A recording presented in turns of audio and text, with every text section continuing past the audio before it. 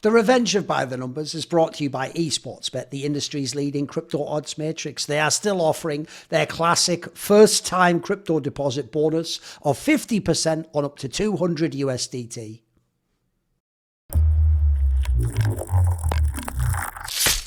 Chris is still in the picture. Oh, still very much in the round. Oh, Chris, he's found three. It's down to a 2-on-2. Chris, can he close this with an ace? Oh my God!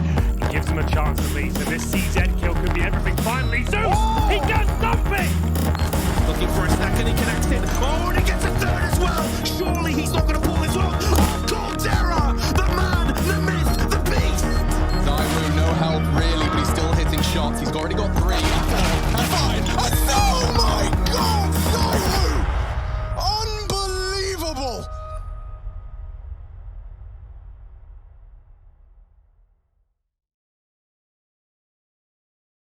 Welcome, everybody, to another episode of Revenge of By the Numbers, the Rio Major edition of the show, because, of course, that's all that's been going on for the past week. We finished the playoffs in the Rio Major. Players have gotten spat on. It's been nonstop drama. I've been called a fucking gringo nonstop in my Twitter feed for the past several days. It's been fantastic. So we're going to get into it. There's a lot to talk about. But first, Thorin, how you doing, dude? Did you enjoy the Major? Did you enjoy this last week? Here's the thing. I thought the storyline of Jamie Outsiders winning was cool, and in some ways, by the way, sort of saved the tournament. But I actually do think the playoffs were pretty whack. There weren't that many classic games, unfortunately. Like, put it this way, people were having this discussion. I don't think there is a graffiti at this tournament, mate. Maybe that like Stown 1v4 or something, but even then they didn't win the tournament. So I don't know. No, unfortunately, a lot of the stuff that we're going to get into in this episode did actually sour the Major for me. Like, for example, if they never brought up the whole crowd issue, I wouldn't have tweeted about it a million times, but they couldn't stop like gaslighting you that it was the best event ever and that the crowd part was making it even better. Or like, so no, there was so many people make out on fucking stream. It's like kiss. I watched a guy lick his girlfriend's face, just like over and over and over and over and over. Oh, and over. Dude, I'm watching a game of CS. Can you show me the players? Can you show me the economy? Can you show me if they're saving that off? But like, no, every single time.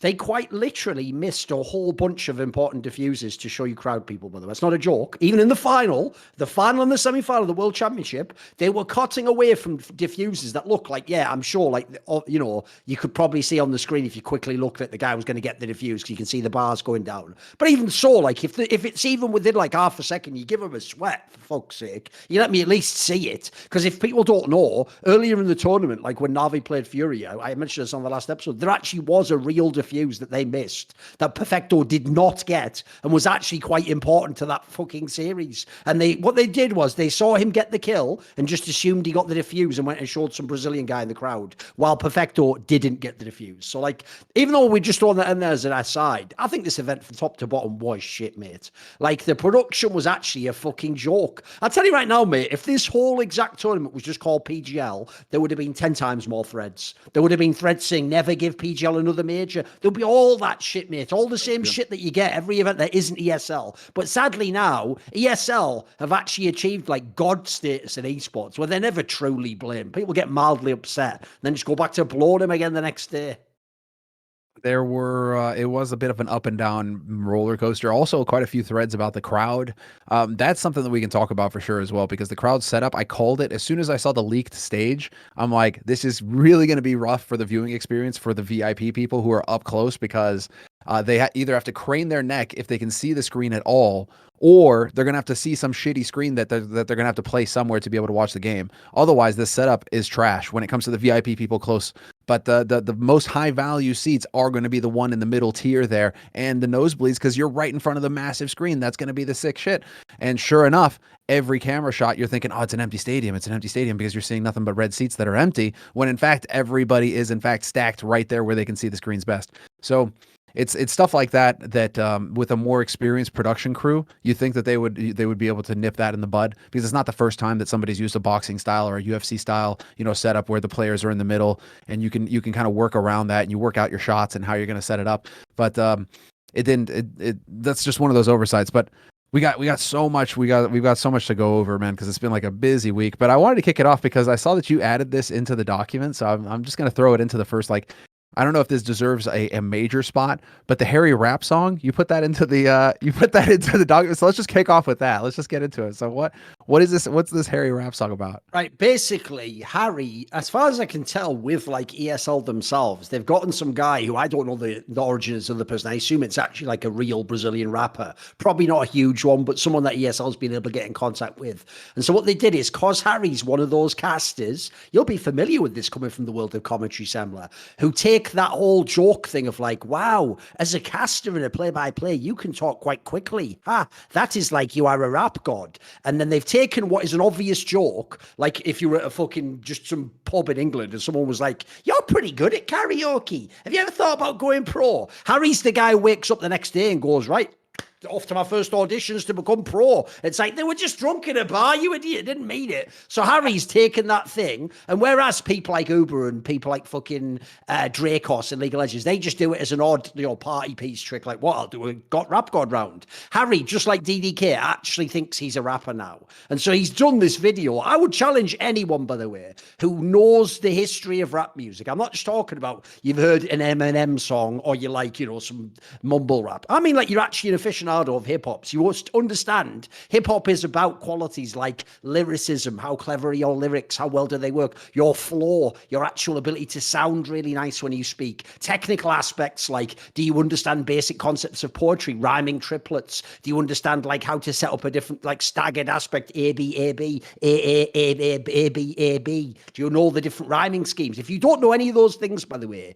you're not going to be a good rapper. And if you just go watch this video, I love rap music, mate. This is like a fucking war crime. This is some shit where he should be in The Hague. This is as bad as the fucking dog shit that DDK did years ago about how he was playing Quake and about how he's going to get the yellow armor and harm you or whatever. Like, it wasn't really that bad, but it was almost that level, mate. Like, I would challenge anyone, go watch this video and tell me this is good. It's fucking bad. And not only that, because it's awkward that everyone in the scene would have to sort of be like, you're actually sort of shit. Everyone's doing that thing they did to DDK, which I brought up on By the Numbers all those years ago, which is when DDK posted that Instagram story of that rap about Quake. I remember scrolling down and going, well, surely, it's the fucking internet. People are going to give him the real in the comments. And then I went in the comments, and I'll just call him out now. I remember the first comment was fucking Jason Moses O'Toole, and he just put like fire emoji, fire emoji. And I was like, you actual rat. There's no way you think that's good, but you're even worse because you think it's funny. You're going to encourage this cocksucker to do something else like this and embarrass himself even more. So listen, I like Harry. I even think he actually probably has some skills. Obviously, as a commentator, he's really good. But why is he doing this shit rap? Like, you've actually got to learn some skills. The problem is this, though. It's not really like good enough to just say his rap is shit, Sam. I've realized what I need to do. So I'm going to see if I can do it through Last Free Nation. I obviously need to either get the original backing music or a remix, and I need to do a rap battle response, a rebuttal video explaining why he's bad at rapping. So let's see. That would be the move, right? That would be the move. That is the move at that point. And then you can just go back and forth. And then we can have a rap off or something like that, and you can actually have a vote at the end. Who won? Wait, that's the whole epic rap battles thing on YouTube? The problem is, though, like, I'm telling you guys, this isn't just even subjective. Like, his rapping is really bad. I mean, he's doing stuff, by the way, like just rhyming words that don't even vaguely rhyme, Like, he'll take the word Molotov and just be like rhyming it with like, and get it off.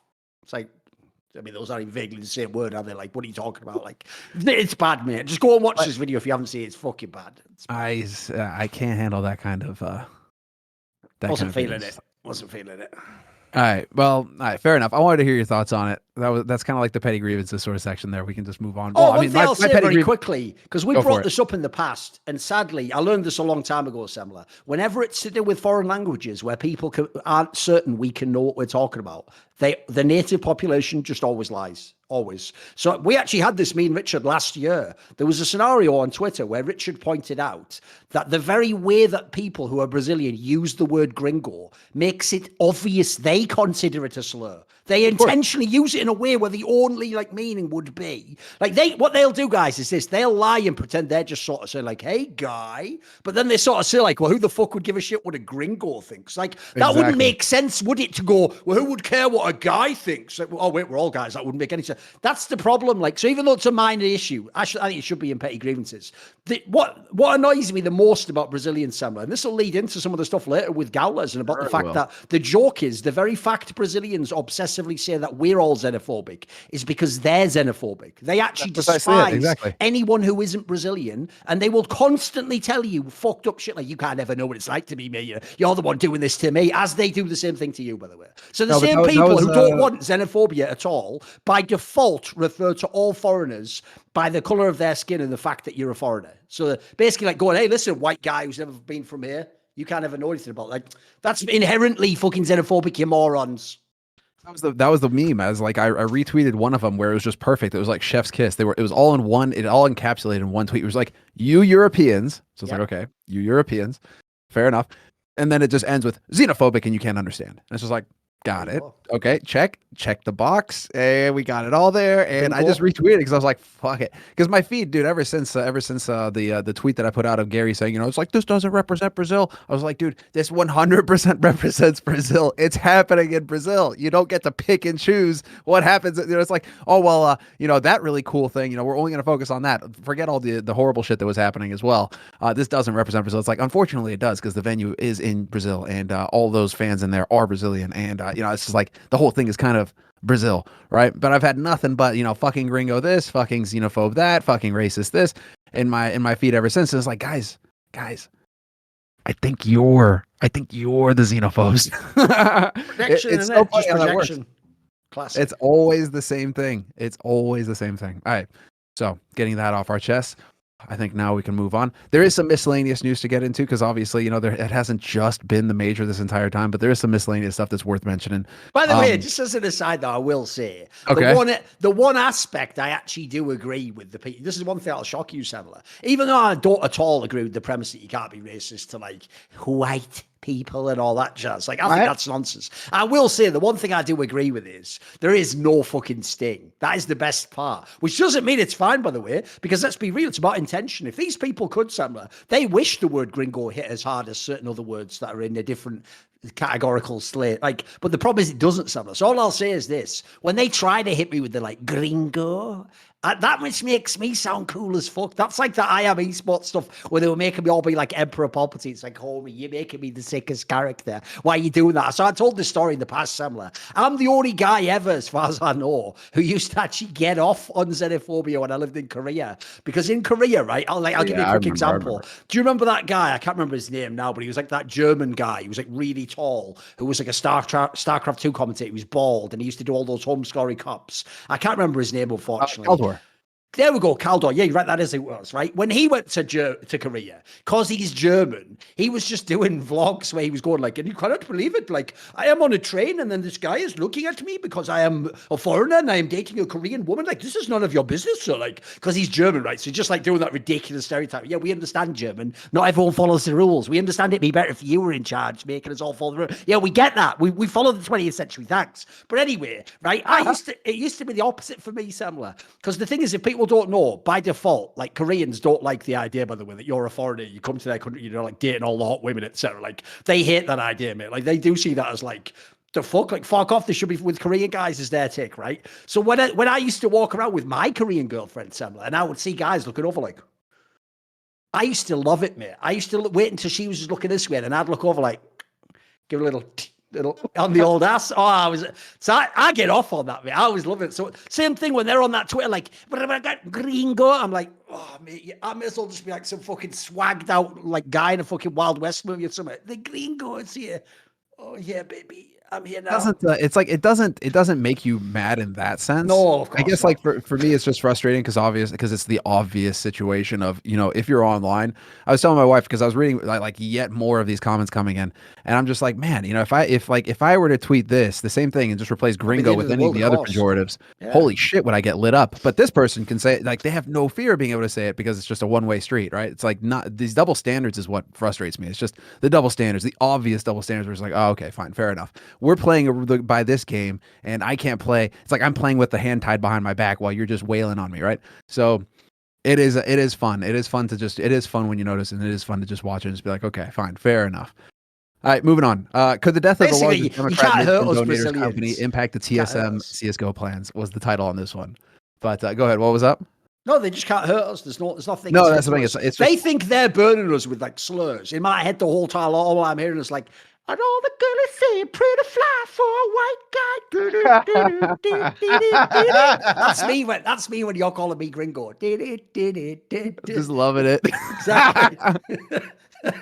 Well, dude, it is just funny. Go You on then, can't hit help me with but it. laugh. Yeah, You just because have by to the way, embrace the honk. Semmler, you just know have to that thing embrace I've it. told you, the last year or so has been all about that philosophy for me. You sit by the river and let the bodies of your enemies flow by. Right? Imagine this, Semmler. Think of all the things that have happened that have just been like free wins for me in the last 2 years.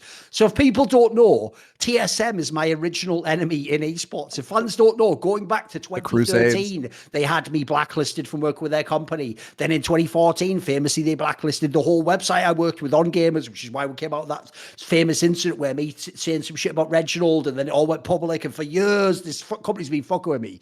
So then if people don't know, like 2 years ago or something like that, TSM announced one of the biggest sponsorships ever in esports. They announced that FTX, a crypto exchange that some of you might have heard of now, was sponsoring them for something meant for like $200 million over 10 years. Now, here's the best part, Semmler. I even told TSM fans at the time, now understand that's a 10-year deal, meaning the money stretched out, and it's with $10 crypto. million deal. And it's with crypto. So there's a world where if anything ever goes wrong, I didn't even say there's no one it would, by the way. I just said if anything ever goes wrong, you don't get all the 200 million, do you, right? So the problem is, 110, that's right. Right? These idiots were all like, no, but now they've got all this money, they could do anything. They could buy Faker, they could buy like Australis CST. And obviously the joke is, like, it's gone tits up, hasn't it? Like even TSM's had to disassociate. Like, I didn't even do that, but it's like the universe is just working on my behalf now, mate. They're all just getting fucked up with each other. That's also what should happen, though. If you're dodgy companies, they're all going to swarm together eventually, aren't they? Of course. They're gonna have to. They go to the same watering hole, right? Yeah, exactly. So they're all going to end up in these similar deals, especially in the North American side of things where things are kicking off.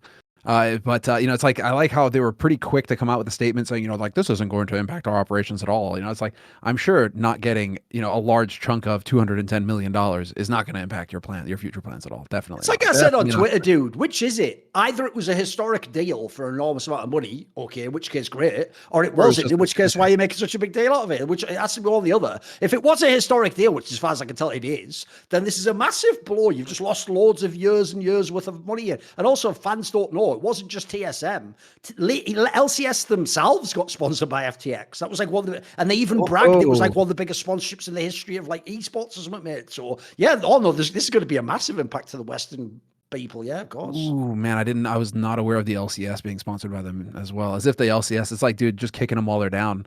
Oh no, you'd love this as well, because Riot, this just shows how scummy Riot is. So when TSM got a deal with FTX, right, Semmler, Riot told them, you're not allowed to do anything with your League of Legends squad though, because we don't allow that sponsor. And then literally something like a month later or less, Semmler, LCS themselves just announced, we're now sponsored by FTX. It's like, you're just so ridiculous, aren't you? Holy shit. Because if you don't get it, fans, I'll make it explicit for you. That was like Riot that was like TSM walking into the bar like, oh, great day today. And they were like, I'll have to get my beak wet, of course. Like on some mafia shit, isn't it? I know, like, give me a little taste. Fat Tony needs a taste. You know what I mean? Like, that's what Riot was doing there. Then in the end, they just took over the whole thing, didn't they? Of course they did. Well, good. I guess they deserve whatever they got coming to them there. They got the burn. The thing is that we're kind of going to get burned because now it's a question of what, TSM were making noises now that they've been yeeted out of Valorant and haven't made it into the franchise league there. They were making noises about coming back to CSGO. And considering how expensive it is to get into Counter-Strike, I mean, I'm assuming you have to cough up a few million to even have a chance at picking up a louver agreement spot, which is basically the name of the game now. If ESL is running 80% of the market, like, you need to be a part of the louver agreement. So I'm very curious to see like how this impacts TSM going forward, and if they can move into CS, or if that is actually like their last hope is to get into CS at this point. If they have to put it all on Counter-Strike and just hope that they can get through there, because otherwise, man, it's going to be looking grim for them. The obvious person to buy, though? Outsiders. There you go. Major.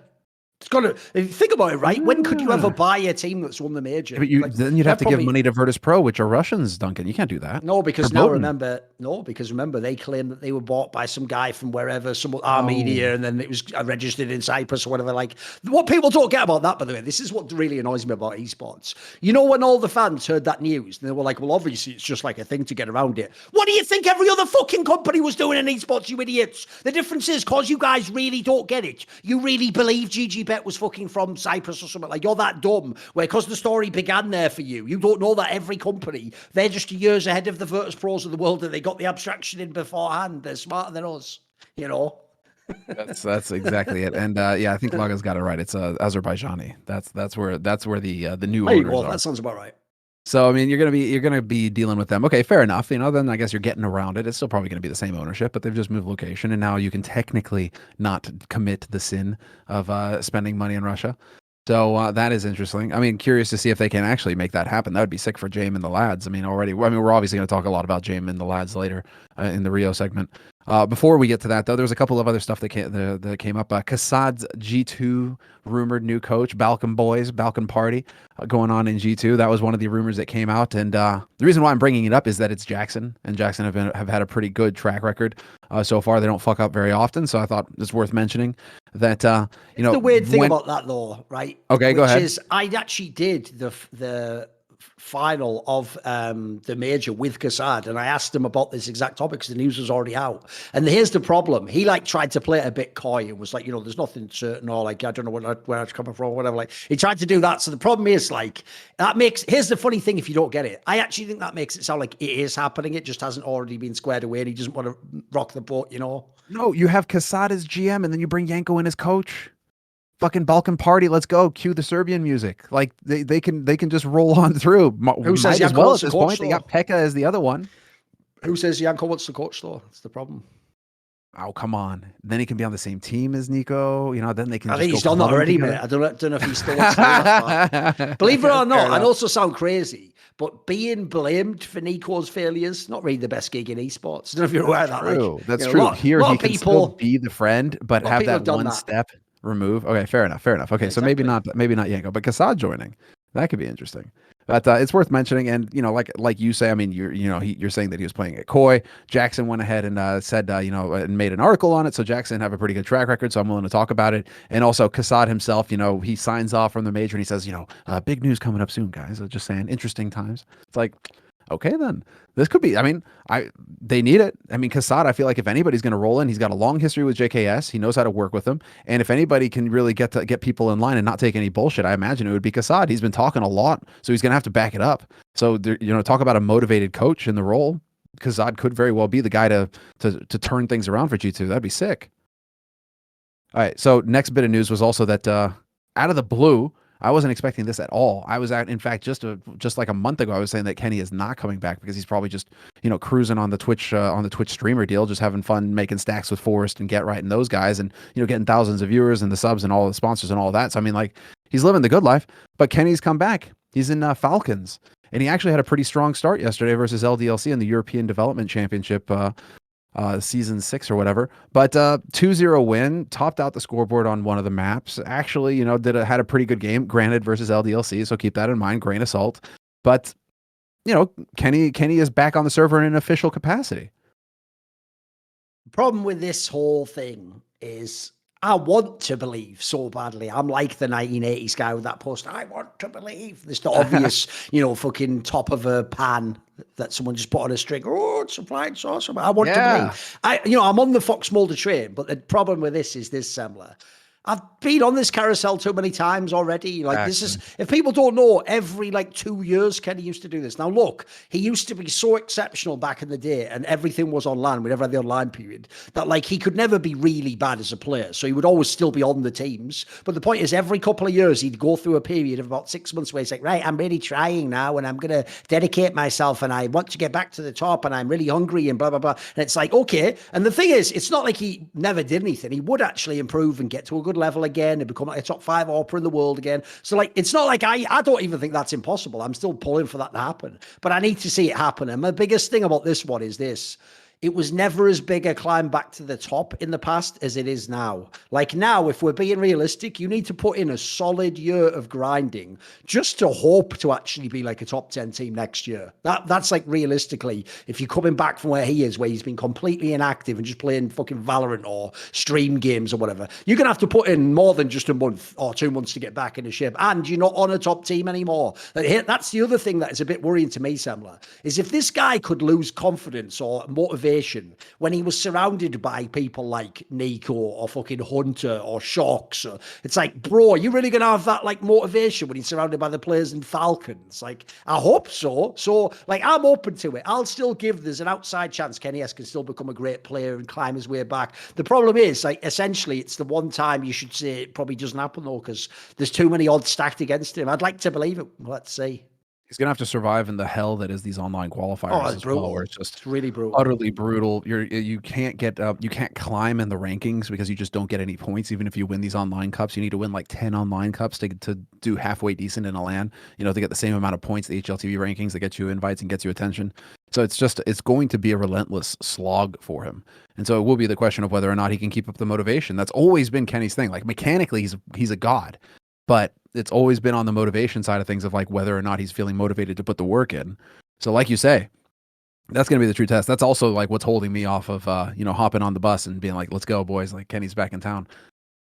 He was going to have to do something eventually, though, because the other thing I think he's learned is like in a microcosm what every sports star learns when they retire, which is like, yeah, for the first year, you're like, this is brilliant. I don't have to play anymore. I can be with my kids all day. And then you're like, wait a minute. Is that all there is to my life now? Just play with my kids all day? Like, do I not ever do anything? Like, because remember, when you retire in sports, like you're halfway through your real life, like your sports career's up. So Kenny's way younger. I don't think people know. Kenny S is like, I think he's like 27 now, Semmler, or something ridiculous like that. Like he's super young still. So like he wasn't just going to coast for 10 years doing nothing. And as much as he might not be motivated to be like the number one grinder in the game, he wants the competition, I'm sure. Everyone always tells me that. I just did an interview with Capio, and when I asked him, essentially, like, because he coaches in Valorant now, like, do you get any sort of CS vibes from it? He just made the point of, like, I do, but it's not about that. It's just about having competition in my life again. Like, I wanted to have something I'm trying to be the best in and beat other people and study up on and find it. Like, that's what Kenny S was going to need in his life no matter what. So, like, I think that's why he hinted maybe do Valorant before, but I think he waited too long for that. He was right at the end of when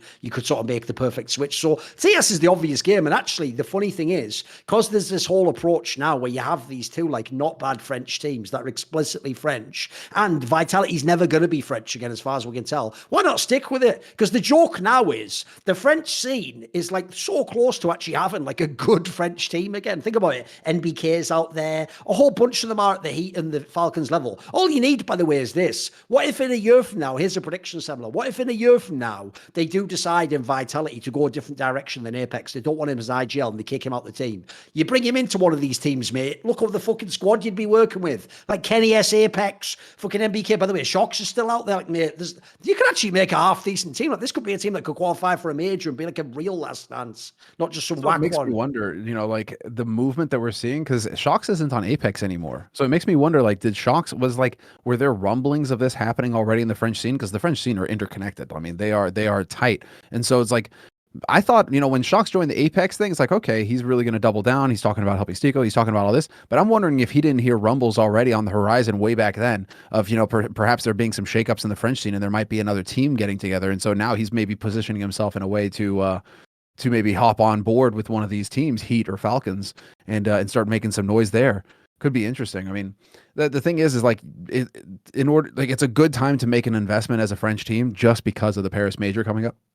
So, I mean, you have time, you have time towards the end of this year, and then you even have the break going into next year. I mean, you have several months at the beginning of next year to get your shit together, going up into the major where it's going to be in Paris. It's on home turf. I mean, you need a French team. You want to be that French team. Like these players are going to be incredibly motivated. So for like the next 6 months, say if you were to just grind nonstop Counter-Strike through and through for the next 6 months in order to perform well enough to qualify for the major and make it happen, you could do it. You could definitely do it if you're a Kenny. Like if you're a Kenny and you maybe get some more players around you, that could be interesting.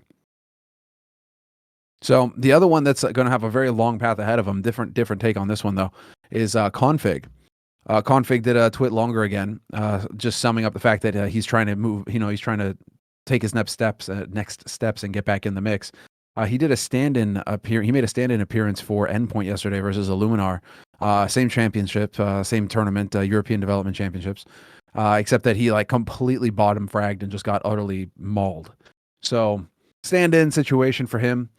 Standing in with Endpoint, probably speaking English, all of that. So there are definitely some, mitigating factors, mitigating circumstances.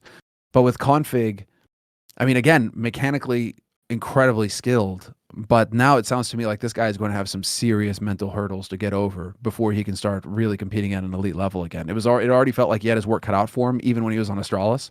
But now, given what's happened, do you reckon that konfig can make a return, or do you think that it's too much to ask?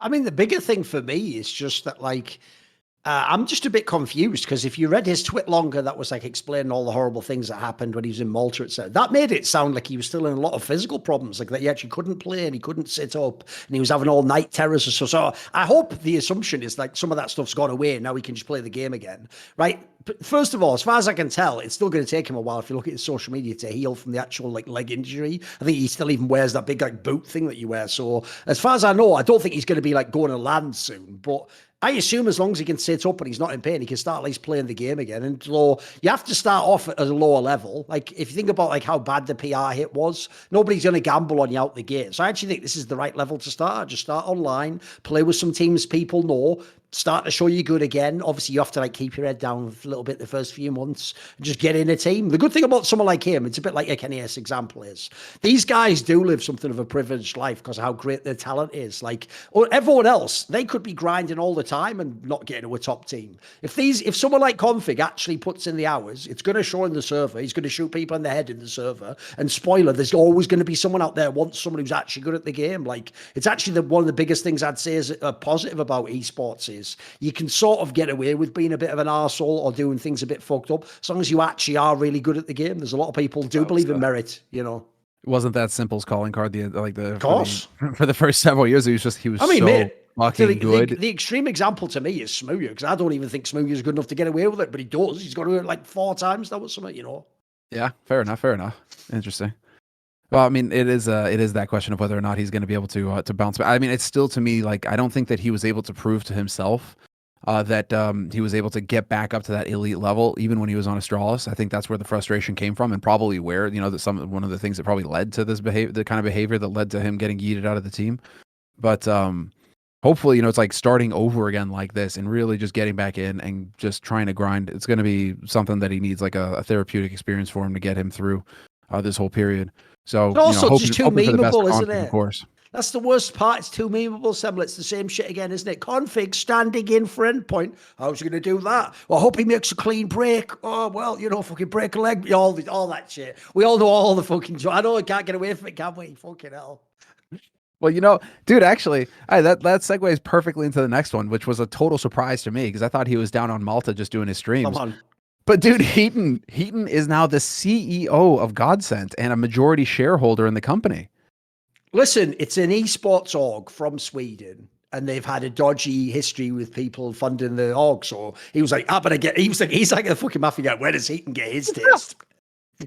How does he get in all these orgs? It's mental, in it. Because even though, look, let's be real, Heaton is one of the most like fucking bona fide legends in the history of Counter-Strike. He does always seem to be involved with like slightly dodgy businesses in a way, doesn't it? Come on, because if you remember, this is what people, a nip when he was a part of that.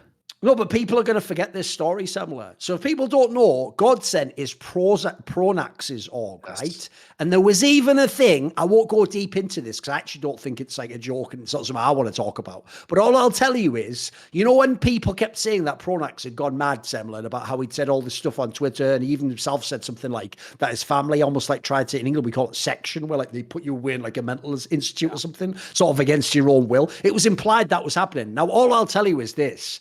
I won't go into this much. I'm just going to give you this one little breadcrumb and people can just think about it for themselves. We're not going to go into it. It was actually implied, I'm not joking, Semmler, that one of the reasons why might be the name, but specifically the iconography they used in the organization GODSENT.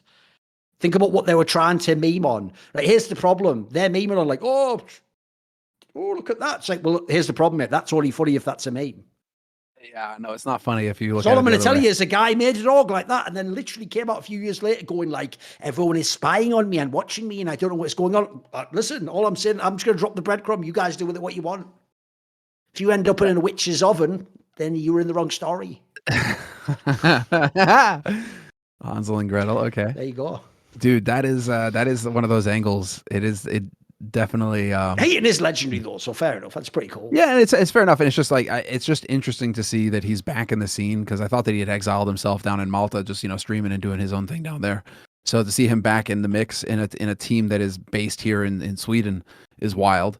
Also, just it's kind of like a redemption arc in a way for Heaton because I don't think that I think there was a little bit of a sour end to how things went with Nip, considering that first version of Nip where it was like the players were getting screwed over, the money, like there was a whole money fiasco thing when he was still pretty closely tied to the org, and so I think he got out of that because he pled what did he pled? He pled Ignorance or something, I'm guessing.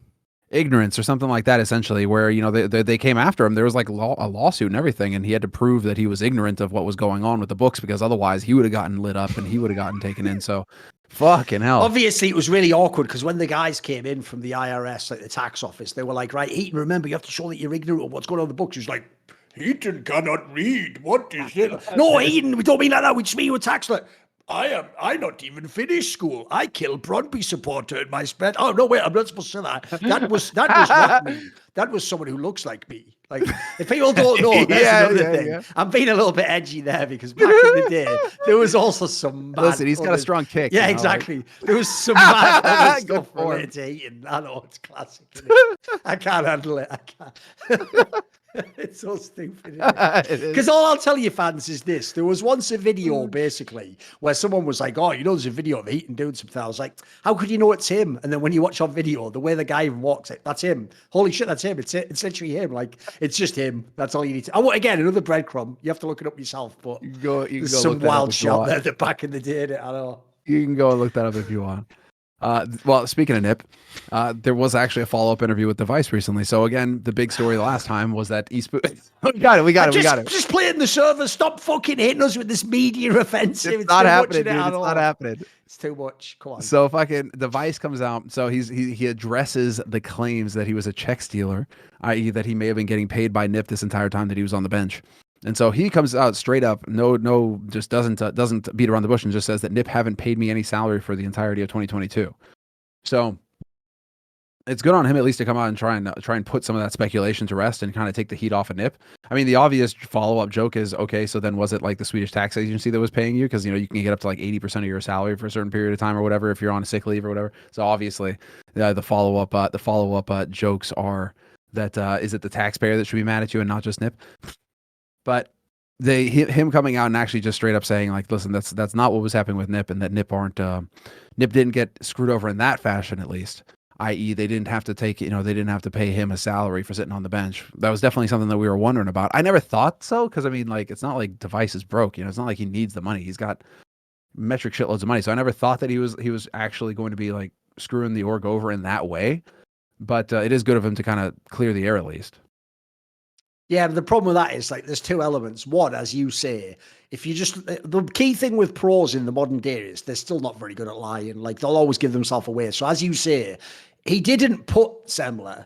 I received no money during the time I was in it. There's still the out. Like you said, he gave himself the legal out of like, I didn't receive any from NIP. Like, okay, then let's play the next round of the game. Did you receive salary from someone not Nip? Oh, now you've asked the correct question. Like, who's he a fucking shit like mini boss in some RPG in the 90s? That is it. That is the question. Am I on floppy disk 2 now? Like, oh, let's see if I can solve Device's tricksy riddle to enter his realm, the next arena. Like, give me a fucking break. So, like, yeah, there's that already. And then the other part, here's the part I don't like. Is why add this part, Semmler, if there was nothing to do with any of this? If this was just a misunderstanding, why add this sentence where he goes, regardless of this, in totally unrelated news, I do feel like people shouldn't be criticised for receiving sick pay if they're unwell. Oh, that's interesting. Interesting unrelated opinion to throw in there. Because the real question, actually, by the way, this is a way bigger topic. Like, Semmler, if Nip, the org, depending on what country they're in, chooses to pay someone salary, even though the player doesn't play, that's on Nip the org, in my opinion. In which case, you can debate it, but ultimately, yeah, do they want to waste the money or not? It's up to them what they want to do with their money. The joke, Semmler, is it's actually a way bigger topic of should the government potentially pay someone's like sick pay and for how long when they're a fucking video game player. You know what I mean? Like, are we missing something here? This is one thing, Semmler, I actually found really distasteful about the whole online era. And by the way, guys, I'll always be calling it the online era because there was nothing outside of human action that made everyone have to go online. There wasn't anything that forced people to, and I will never buy into that narrative. So in the online era, Semmler, do you remember a massive scandal in esports? It wasn't a scandal because no one knew if the industry'd survive. Is that loads of giant companies like Team Orgs with valuations of hundreds of millions got those PPP loans in America and the UK, etc. They just took those loans as well. Actually, took what 370,000 PPP loans just to pay salary or some shit like that. It's like, homie, you guys were defrauding people and you're taking PPP money. Like, what the fuck? Because that's one thing I don't like, mate. It's one thing if it's just like, oh, you know, this guy's ill and needs to earn a living. Yeah, I'm with you. Oh, this guy's a video game player and he doesn't feel like playing this month. Well, probably shouldn't get paid then. No, but we're going to give him all the money from the taxpayer. Like, oh, well, brilliant. That's better then. Like, what? How is that just a minor issue to some people? I think that's mental myself. Like, that's where I actually wish esports was real. Like, why is there not a podcast of like Scandinavian people? Like, should we run a society this way? That would be really interesting. That would be a great topic, right? Part of this, it is a common thing to get burnt out. Like Swedes getting burnt out when they work in the tech jobs. Like I've heard of people, you know, taking time off like up to 6 months or whatever and getting like a portion, not full salary, but a portion of it. I'd love to be the guy in like Ethiopia working a fucking stand selling like gyros. Like I'm a bit burned out. Like shut the fuck up. Like brilliant. What a fucking what a world we live in Scandinavia. You know, it's the advantage of living in the first world, I guess. I know. Right? But the question is, okay, does that scale? Like how much of your salary are you? Because do devices getting paid? He must have one of the highest salaries in CS:GO. So that's the question, I guess. You know, it's like if you're getting paid 80% of what, like $3,000 a month or something, when it's like, okay, we can have that discussion. If you're getting paid 80% of $30,000 a month, it's like, you know, and that's coming out of the taxpayer's pocket. It's like, oh man, I don't know. This is where it starts getting a little iffy. But you know, again, the thing is that we can't, we don't know. There's no way to check that information. And so there's no way to know whether or not, you know, unless somebody were to come forward and actually reveal that information, you know, it's like you can't actually go and check that sort of thing. So we're once again left with a bit of speculation. I guess we can lay one thing to rest is that, you know, like at least we know it's not Nip. It may be the Swedes. Maybe that was Device as a Dane. He was just spitting in the Swedes' eyes, being like, hey, fuck you, Svenski. I've not like taking their money. Semmler, here's the obvious joke, but I'll bring it back anyway. Shout out to Device. One, for obviously winning that great battle for his people historically. And two, reintroducing the concept of Dane Geld. You have to pay him every month so he fucks off. Yeah, there you go. There you go. Think about that for the Danes. That's the one for you guys. This guy went to the heart of Sweden to literally what in esports terms would be Swedish esports royalty, and he taxed those motherfuckers, gave him nothing back, then just fucked off. Joke's on them, innit? That's a win for you guys, the Danes. He gave them the old pulsey. There you go. By the way, just because I have to do it on this show, it's one thing we love to do. In that statement that was about Device being a check stealer, my favourite character, now that Nicken and Lieholm's gone, is obviously Casper Thid, who on this show, I won't say it's cleverly, we nicknamed Casper Shit. Again, I said it's not clever, it's just funny, that's all. Childish and funny. So Casper Thid, director of sports at Astralis, said this, and are you ready? This is amazing. Because just get ready to have your brain well and truly fucked. Because this guy, all he does is fuck your mind and gaslight you. That's all he does all day long. He has no other function. Get ready for the quote. He goes, in regards to Device, I am very pleased to see how he has immediately become a central part of the team, contributing with everything we hoped for. His game sense, skills, and pure personality has been very obvious from day one. But even though we're all eager for him to play, right, so wait a second. So, guys, he's immediately become a central part of the team, but he won't be playing this year or in the team that's playing at this tournament. So, as a result, he's in no context a central part of the team. But don't worry, even though he's not playing Semmler, his skills are still really obvious from there. What are you talking about? Why is this guy just permanently gaslighting and fucking your mind? Like, he just won't even give it a break. Well, he's fucking mental, this guy. He's so fucking mental. All about the PR spin, man. Yeah, hey, they're a publicly traded company, actually. That Q the Astralis Group share price. Check real quick. Share price. Da, da, da. Oh, they've gone back up again a little bit. 0.01 increased. Back up to 2 Danish crowns per share from 1.95. A little bit of a rally around maybe the team getting their asses handed to them 16-1. Well, actually, I don't see how you would improve your share price because of that. But they are struggling a little bit at the ESPU event. But then again, 2 stand-ins at the ESPU event, so I guess we can cut them a little bit of slack there. But I don't think I will. I think I'll you cut don't think no you will? slack. No slack? No slack? More slack. No more slack. No slack. Fuck them. Exactly. Hey, they chose to kick config. I didn't make them do that. So enjoy it. Get fucked. Fuck the And also because I'll bring it up again, it's the stupidest part of all. Dude, right, think about this for a second, Semmler. Vitality literally did bring through young players like Nevera and Misuta and Kyoji and put them into their team in the real starting lineup and work them into rotation. Mouse, by the way, took 3 fucking academy players and went to the semis of the major, right? When Astralis brings in their academy players, why do their academy players suck every time? Is anyone else missing this? This is the org that has presented themselves as the geniuses who understand how to develop Counter-Strike talent. They've never fucking done it. They're garbage. They're just all PR again. Yeah, they literally inherited the best roster and then just lived off of that hype for forever. Built the entire org off of it, so no getting around it. But I mean, rubber's meeting the road now, man. Like they've got nothing. They've got no share value, so they've got nothing to play with there. They have to come up with something. They have to come up with some results. Pressure is on now to actually do something about this. So at least they've got Device on the roster now. I guess we'll see where they go from there. All right. So that settles the miscellaneous news. I'll just take a moment away from the conversation to let you know that Esports Bet, if you don't have money, crypto to put on the site and place wagers with, they're still offering a nice little head start for their free to enter World's Prediction Series 2 competition, a 10 million USDT tournament where you just make predictions bets on the games. They'll give you the initial stake, which is their own cryptocurrency, DJT. Normally, you can just sign up for free on the website and they'll give you 1,000 DJT. But if you go to their Discord, discord.gg/esportsbet, message the mod mail and say you're there for the DJT, mention Last Free Nation, they'll give you 50,000 DJT, 50 times the starting stake. Make a bunch of predictions, see if you can lock out and win some big money. Let's get into the major. Oh, well, do we want to just hop into Gaules right off the bat? We might as well just hop into Gaules right off the bat. Because Richard goes ahead and he writes a terrific article outlining the situation. But, okay, hold on. Before we talk about the Gaules thing, maybe what we should do is just give a quick highlight of what the event actually looked like. So in case you're wondering, and in case you didn't tune in, which I'd be amazed if you did, if you're listening to this, I'm pretty sure you probably tuned in at one point, but you know how it was a central stage, not the usual, stage with all the viewing audience around the stage, i.e. on one side of the stage, but it was a full 360 stage in the middle, like a boxing ring and everything around it. It had massive four screens, massive cube hanging from the sky.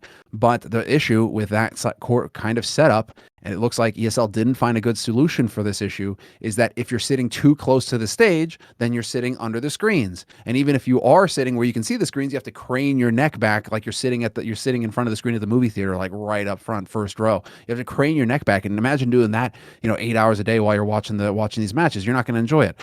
So that turns out that the prime seats, it wasn't even the VIP seats close up to the stage, because you couldn't see the game, you couldn't see it on the big screens, and it was really hard to make out on the small screens. The prime seating was all in the middle area and in the nosebleeds. The only issue is that those are harder to get a good view of with the camera, and clearly it wasn't necessarily the case with ESL. They were trying to work those shots in, but they weren't doing a good job of it, and so it always looked like the venue was empty, was half empty. Like the player walkouts, hardly any fans there. Usually, you think IEM Cologne, you think Katowice, you think those events where it's like, oh, just all the fans are there, and it's like a massive walkout. You got hands all over the place. Not the case in this one. It always looked like the crowd wasn't there, and it was just completely empty. And one of the reasons for this is that you also had a venue outside which was essentially like a massive festival where this may be a mistake on ESL's part, but it may be that they underestimated how much pull Gaules actually has in terms of like how many people would want to watch wherever Gaules was. But also there is an element to it, and this was cleared up in posts and in comments and Reddit threads and everything afterwards of people who were actually at the venue, where they were explaining it, where the fan fest outside was exactly that. It wasn't just an extra viewing area with a stage for Gaules and some stands and some space for fans to watch the matches outside of the Gaules. It was actually like a fest, kind of like a Gamescom or like a DreamHack. DreamHack are very good at running events like that. DreamHack Summer, Winter, that's what they made their bones on. You'd have the LAN area, but then you'd have these big halls where all of the sponsors can come in. They can have activation with their fans. They can do giveaways. They can do tournaments. They can do events. It's really fun. Everybody can meet players and stars and all that sort of stuff, right? So there's a big activation fan festival area out there as well. Also with like better food. Apparently they had food trucks out there, so it was better food than the venue food. They had, all the booze out there. So it's just like, it actually sounds like that was, a kind of festival thing in its own self. And so a big draw. And also one other thing to keep in mind before we get into the Gaules thing is that this is like the first big event that Brazil has had in ages. And so everybody, with like the fan fest, the Gaules area, the inside the matches, like everybody's just trying to fit as much of it in as possible. It really is like a Gamescom at that point where they want to go around and they want to, they want to do all the tournaments. They want to play some fighting games. They want to do like all the fun stuff as well as watch the Counter-Strike, but you have to, you have to pick and choose. You got to get around and like do a little bit of this, a little bit of that. And so many people describing that kind of experience as well, where it's like they traveled over with a group of friends and they did the whole fan fest thing, and then maybe they watched with Gaules and then they were inside watching, but it was like a much bigger experience than just sitting and watching the matches. So that provides a little bit of context, at least, of what the venue looked like, right? Like what the situation is. Here's the problem though, Semmler. Okay. This is where the Apollos and the Carmacks of the world want to go like, hey, with hindsight, everyone could see we could have done things better and could have. No, I don't. Here's the thing. You don't get any slack if you run a major for ESL Semmler. This is like the 7th or 8th major ESL themselves have run. No one's had anywhere close. No one's had anywhere close to the amount of majors that ESL has had. So that means if you're on number 7 or number 8, you're not like going and experimenting with all like moving parts. No, you're just nailing the major. Do major in Cologne. Do in Katowice, do these events that you've done that have been the best events possible. Because the problem is, all those things that they said there, Semmler, like, but we couldn't have known what was happening with this, and how could we understand it? Like, PGL wouldn't get away with that, mate. No one else would get away with it. Only ESL can somehow coast by being like, our bad. It's like the thing you're saying about the camera setup there, like, maybe there were more people in the arena. Well, then, more fool the ESL producer who chose to keep showing empty seats. More fool the idiot who thought that was a great setup. Because the problem I have is this. It's not just that they annoy me by bragging about the fans and the fact that they're in Brazil 24/7, right? If you're going to brag, you better make my viewer experience at home amazing. If the viewer experience is worse, and by the way, Semmler, having no crowd is worse. Having no one cheer for massive rounds is worse. Like, that made my viewer experience at home much, much worse. Like, at this point, I'd happily give up fucking crowd noise to just watch the game and not have simultaneously one group of people telling me this is the greatest crowd ever. And then I'm watching, like, that game where Fury was just getting beaten down by Heroic, or even Outsiders beating Heroic, and, like, it's just crickets. I'm watching some of the best rounds you've ever seen, and people just like a major for fuck. You know what I mean? Like, that's the problem I have with this whole thing, is they're just going to, and also, by the way, I'll tell you why they're even copping to the fact they fucked up a bit, Semmler, because they've already announced they're going back next year. This is just a permanent thing now. The worst thing about this event is ESL take it as a W, mate. They think this was brilliant. Even the fucking viewership was shitter, for God's sake. So there's all sorts of stuff, and I've gone ahead and tried to gather as much information as I can on all of these different aspects of it. So like the viewership aspect of it. But I mean, that like we could, like, I think before we get into that, because there's a bit of a thread that we can follow, right? That sets up now you guys understand like what the venue was like from different perspectives. I 100% agree with you, dude. I mean, like, the thing is, I called it immediately as soon as the stage got leaked, because it got leaked earlier. Remember when they were still building it, and we saw it, and I said this is going to be the primary issue. Is anybody sitting close to this stage, they're gonna have trouble seeing it unless you come up with a clever solution. And clearly they didn't have a clever enough solution to handle it, because all those seats looked empty all the time pretty much. So that's really unfortunate, and it feels like that's an oversight or something that could have been handled I mean, one thing that I was wondering about is whether or not you could have the big 4 screens like that, but then have smaller screens, I don't know, hanging at an angle or something so you can look up and watch them. I don't know. I don't know what the appropriate solution would be, because like, how do you avoid cheating then? But like, there has to be something if you're going to keep having these kinds of stage setups, or you're just going to have to opt for just not having people that close to the stage, or you're gonna have to make the stage bigger or something. But like, you're just gonna have to make it so that it doesn't look as empty. It doesn't look as because you're gonna have to deal with that every time. But all right, let's just get right into the thick of things then, because this obviously got this obviously got pretty heated with Richard, but also with Gaules, when there were repeated instances of the crowd trying to help Brazilian teams.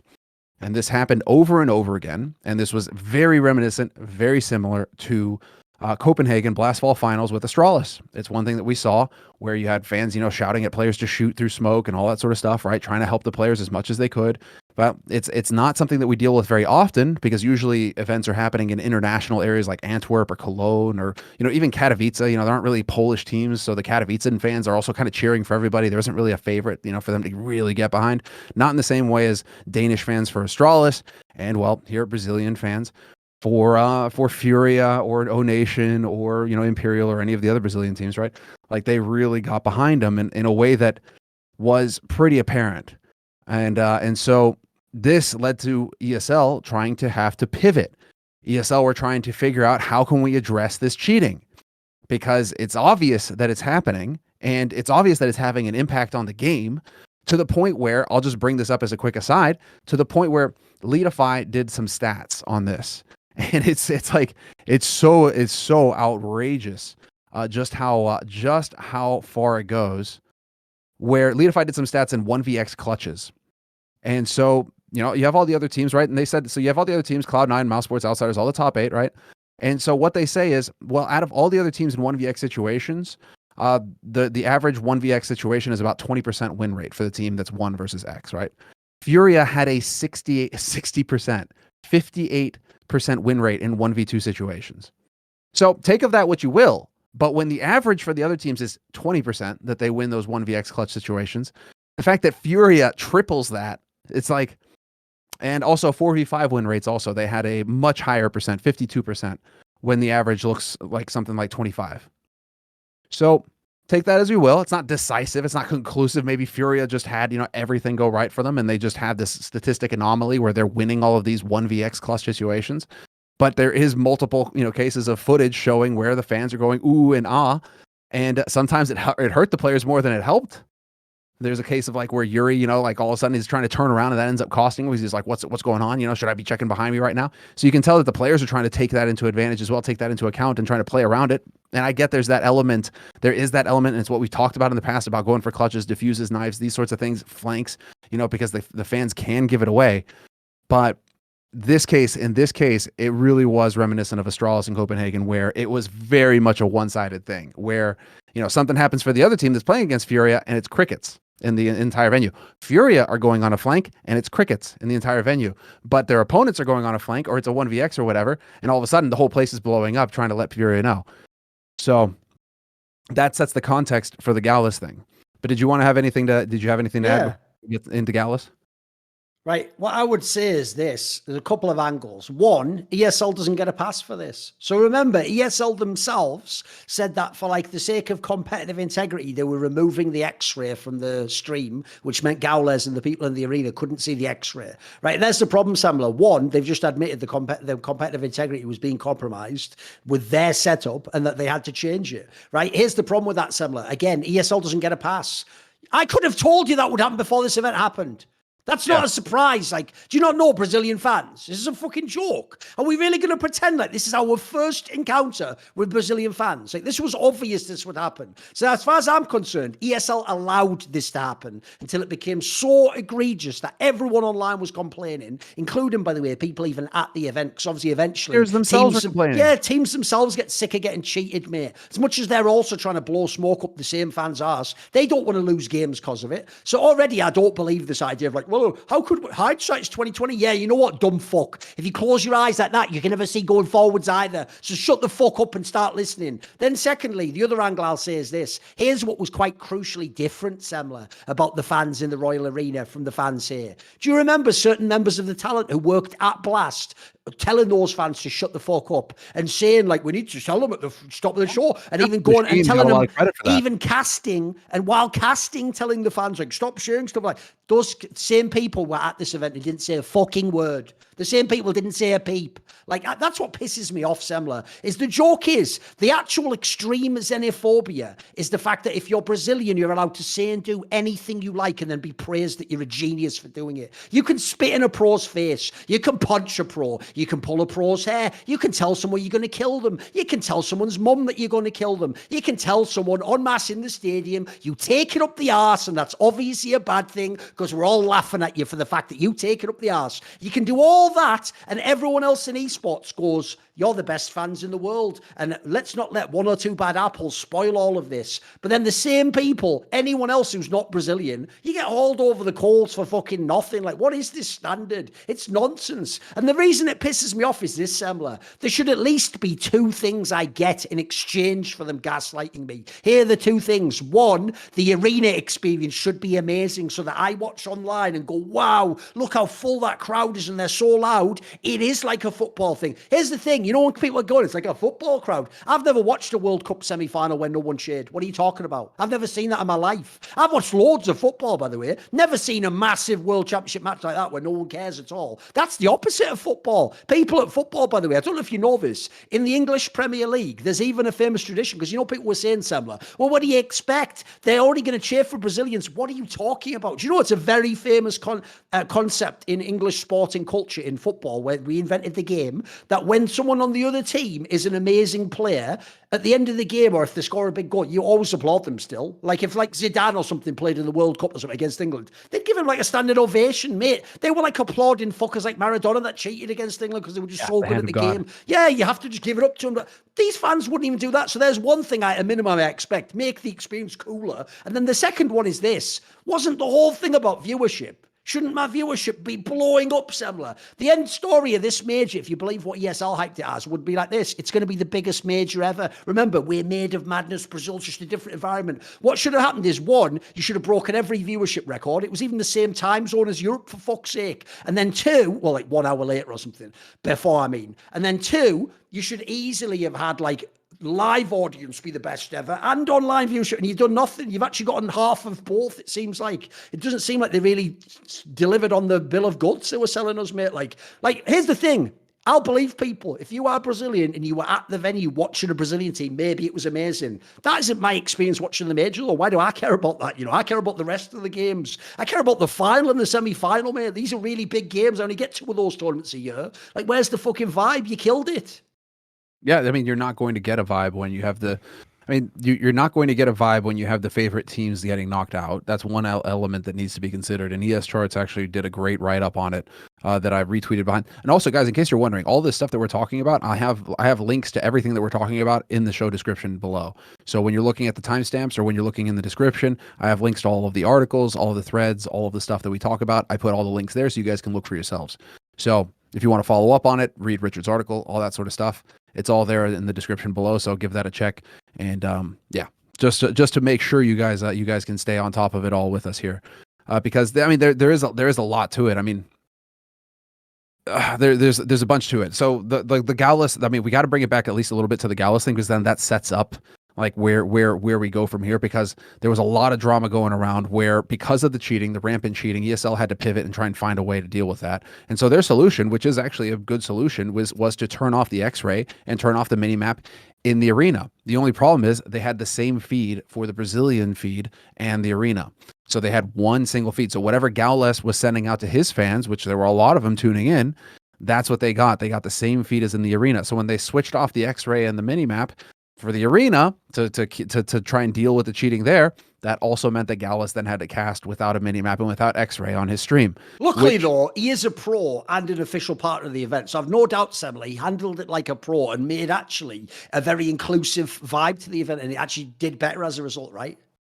No, actually, that would be in a dream. Oh, shit. That would be in a dream okay. that happened, because that's the thing. The same standards don't apply. There are standards that are there for professionals, you know, who work with these kinds of events on the regular and who take one for the team. And that's a point that actually Richard really points out here, i.e. you don't throw the production under the bus. You're all in it together.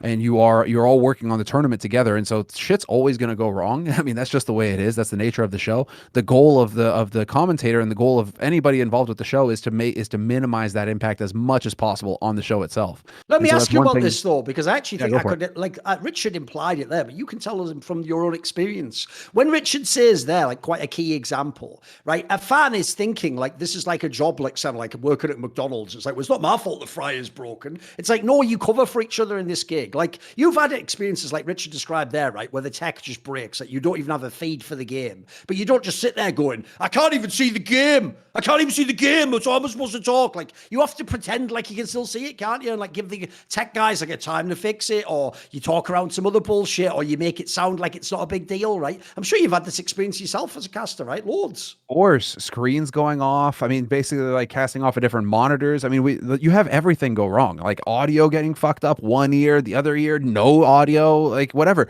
You roll with it. You never, you really do. The rule is you really try to minimize it as much as possible and get it resolved. And maybe you rage your tits off camera afterwards or whatever. But like during the moment in the show, you're not doing anything. You're really trying to make it as seamless as possible.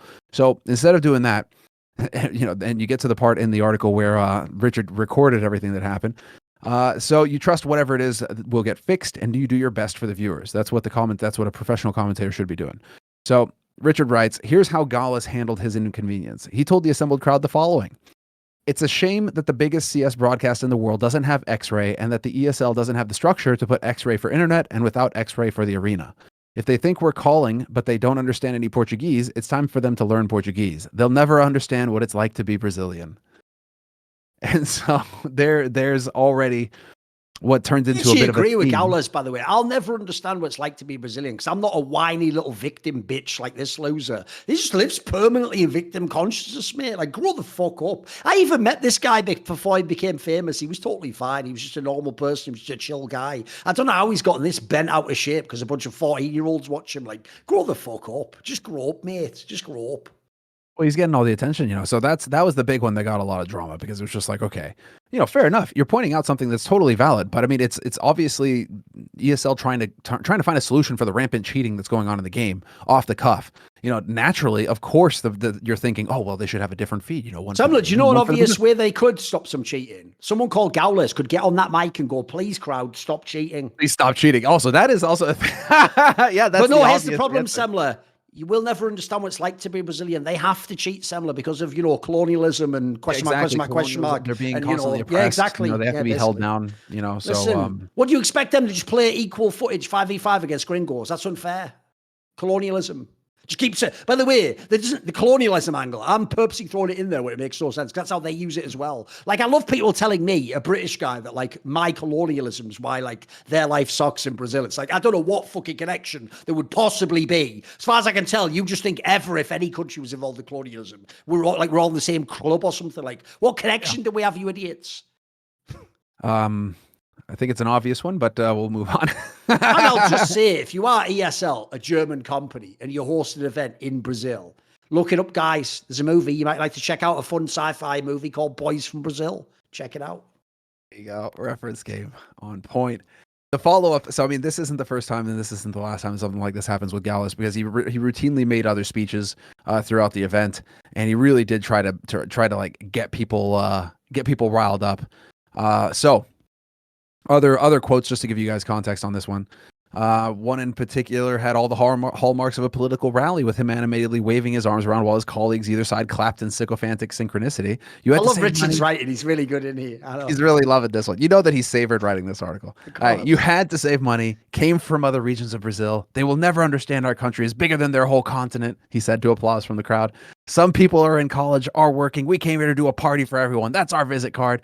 They have already shown they are desperate to be here. Tomorrow, inside is going to be full. Outside is going to be full. All in the same vibe to make this the biggest party in the world. And the party is for Brazil. This is not CS. This is not a major. This is fucking Brazil. Tomorrow is ours. Epic. I mean, dude. Epic, except that it just goes against everything a major is supposed to be about. It's like, if it's any other event, fine. It's like, yeah, cool. That's IEM Brazil. Sweet. Yeah, good shit. Like, awesome. The problem is that this is a major, and the majors are supposed to be world championships celebrations where it isn't about any one nationality or location. It's like, yes, it happens to be in Brazil, but a major is supposed to be about all the fans. It's a world championship. It's supposed to be about all the fans, all the nationalities, everybody. That's not supposed to play any role in about it. It's supposed to be a celebration of CS. And so already the culture, it's interesting. It's like a culture that just didn't get passed along, I guess. You know, i.e. people the talk majors are about for the everybody. concept that, like, you know, you can do harm with your speech, Semmler. Imagine this, right? Imagine you're someone who listened to By the Numbers and you actually got a little bit bent out of shape. You were like, oh, I'm actually really scared. Like, I hope it's not true that Brazilians could be violent or aggressive to foreigners. And you found out that when you went to this event, that you flew over to Brazil, got in the hotel, went to in the arena, by the way, a guy in a language you don't understand was inciting all the local crowd, like, oh, all the foreigners aren't like us. Look what they did to us in our history. Wow. Our country's bigger than their whole country. Man, dude, what happens then when someone gets their head kicked in, by the way? Or someone's camera gets stolen, whatever happens. Like, I don't think people get it. Like, this is the mildest version of this, guys. In the future, there will be actual, like, riots and fights and people getting beaten up, and there's the amount of dark angles this could go down. And all I'll say is this: why do we even have to have these conversations? Like, we never do when we go to the other countries. Like, I might not like Poland, the country, but Katowice, the event, seems fine. The fans always seem fine. Doesn't seem like there's any issue there. No one's any threat of getting beaten up, right? Like, why do we even have to have these shit discussions of like, well, you do get these positives from Brazilians, so should we just ignore all these enormous negatives that we would go mental from any other family? No, why would we? Can't we just have a cool event? Like, Yeah, you know what? I point. genuinely would love. I'm serious now. I actually, I know they can't possibly do it. The business model doesn't allow for it. But if there was just some way that ESL could actually explain, like, for example, like maybe you just lose too much money running a major and they have to do it this way, that would at least give me like an in. But without that, like, it just seems like they're just being egregious for no reason. Like, I don't like aside from like bigging themselves up that they went to Brazil and pulled the event off, like what are the upsides for ESL? I don't get it, mate. I don't get what they're loving about this event. The only side that I can think of is it? that the Fan Fest was so incredibly successful that they may have actually run a profitable event, i.e. they sold merch and food and drink Okay. and tickets and all of that. That could be plausible, because yeah. of it was a combination thing, they actually succeeded in making a successful event out of it. And that's the only reason I can think of. And that's also the only reason I can think of that they probably got some help from the tourism board because they've had 2 years to work at it. So they probably got some kind of subsidy. So the venue probably costs less than it normally would. There's probably some kind of cost covering going on there. So then you're talking about, you know, selling out, selling additional tickets, all the merch, everything there. It probably was such a successful event from that perspective, which is why they didn't hesitate to pull the trigger on announcing a follow-up event. Maybe they were already planning to have a follow-up event, but for them to just go forward that quickly and say, oh yeah, by the way, we're going to be back in 2023. Like, that to me is them trying to build off that hype and keep it rolling going into the next one. So, because again, there's like all of these costs that are involved with running events in Europe. You also have all these regulations. You have to pay for security. You have to pay for all this this other stuff that can stack up really quickly and make events very expensive unless you're getting help subsidy right from these cities that the events are happening in. But I'm assuming that the costs must be pretty darn low in Brazil, and so it must be an advantageous to run events in. Must make sense to run events there. But like, all right, so that was one of the other big issues. So Gaules, inside, like, building up the crowd like this, building up this divisiveness. What eventually happened, and this is really where, again, leaning into what you just said about like we don't have to deal with this in other countries. And it's something that I tweeted as well, which is why my my feed has been filled with fucking gringo for the past few days. Is Simple, after getting eliminated, says that, and I'll read it for you here. Where is it? Yeah, great experience with fans as well, except for spitting at our teammate after the first map. Thank you for having us, GG. The way he phrased that, though, Semmler, that's like, here's the joke. I'll rewrite it to be like Stephen Colbert version of the joke. Aside from when this guy gozzed right in the face of Perfecto, I'll make up the player, by the way. It was an entirely spit-free experience with the fans. Like, there you go. Mostly spit-free. Exactly. By the way, the best part about that, we talked about this in the last episode. This just shows you how bad these fans are, guy. One, they're spitting at the team that has the greatest player of all time in it.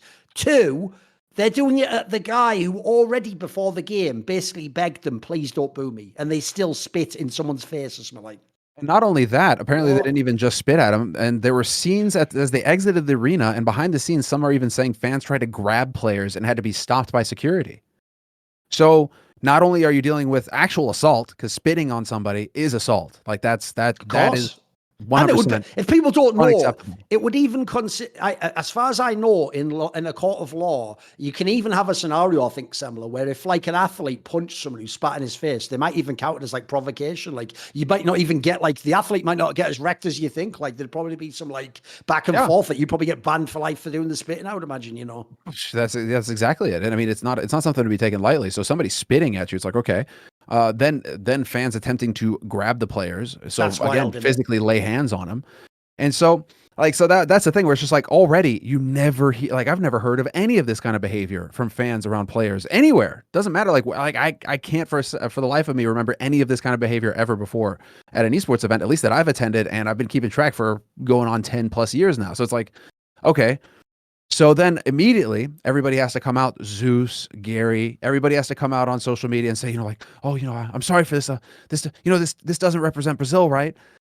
And so that's where I come right out and say, what do you like? So I would take Gary's tweet, you know, I'm sorry for this. This action doesn't represent Brazil. You are a legend. It's like, what do you mean? I've never heard of this happening in any other country. It 100% represents Brazil. GG. Like, what do you mean? Like what? So the actions that are happening in that country, we're not allowed to consider the fact that the actions are taking place in that country, and that, you know, whatever happens there, you know, those people are going to be responsible for whatever happens in their country. So I can't mention Brazil then. Like we're just going to, like, those are just fans from anywhere. Mate, I'm just so sick and tired of this when we're the ones who, like you say, no one, the people talking about this right now have never experienced what you have, Semmler, where you get thousands of people send you a message, right? So the difference is your sample size is way greater than theirs. And I can tell you from my own personal experience, I have insulted countries around the world in all the continents. I've called Americans and Swedes and Germans everything under the sun because fuck them, right? What are they going to do about it? You broke a baguette on stage. I mean, the that's difference sacrilege. is the Brazilians never stop the fucking bullshit. Their nonsense never ends. They are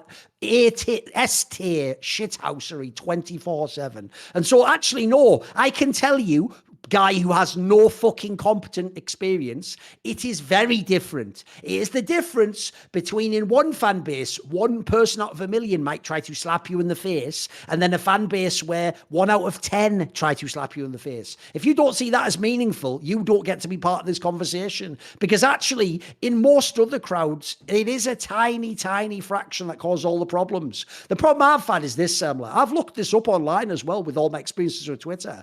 The people who are the ones saying to like kill me, etc. If you go and look at their feed, they're not just the hater. They're the massive fan of Fallen. They're the guy to, like, if people don't know, I'll even give a famous example, because I don't give a fuck about this guy, but I'll just throw it out there. Here's the best example of what fans of Brazilian teams are like. There's a guy, some of you watching this show, OG people, are going to know who I'm talking about, because he's been on Reddit a dozen times. He's been featured on Fallen's Twitter a dozen times. He's a guy from Poland. I won't say his name. He's from Poland, and famously, he always made out that he was a massive fan of Fallen and the SK/Luminosity players, and he's got loads of pictures with them. He might even be disabled or something, I'm not sure. He's a weird guy, right? And he was simultaneously a fan of like Virtus Pro, because he's from Poland, and like Fallen and that. And tons of times, by the way, I've looked up, even he online implied that like Polish people would kill me if I came to a clone event, or Katowice or something.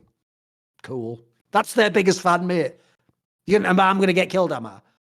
Fuck that noise, mate. And by the way, I'm so sick and tired of people who aren't involved telling me, like, that's not a real death threat. How the fuck would you know? Why would it be up to you to choose, you tosser?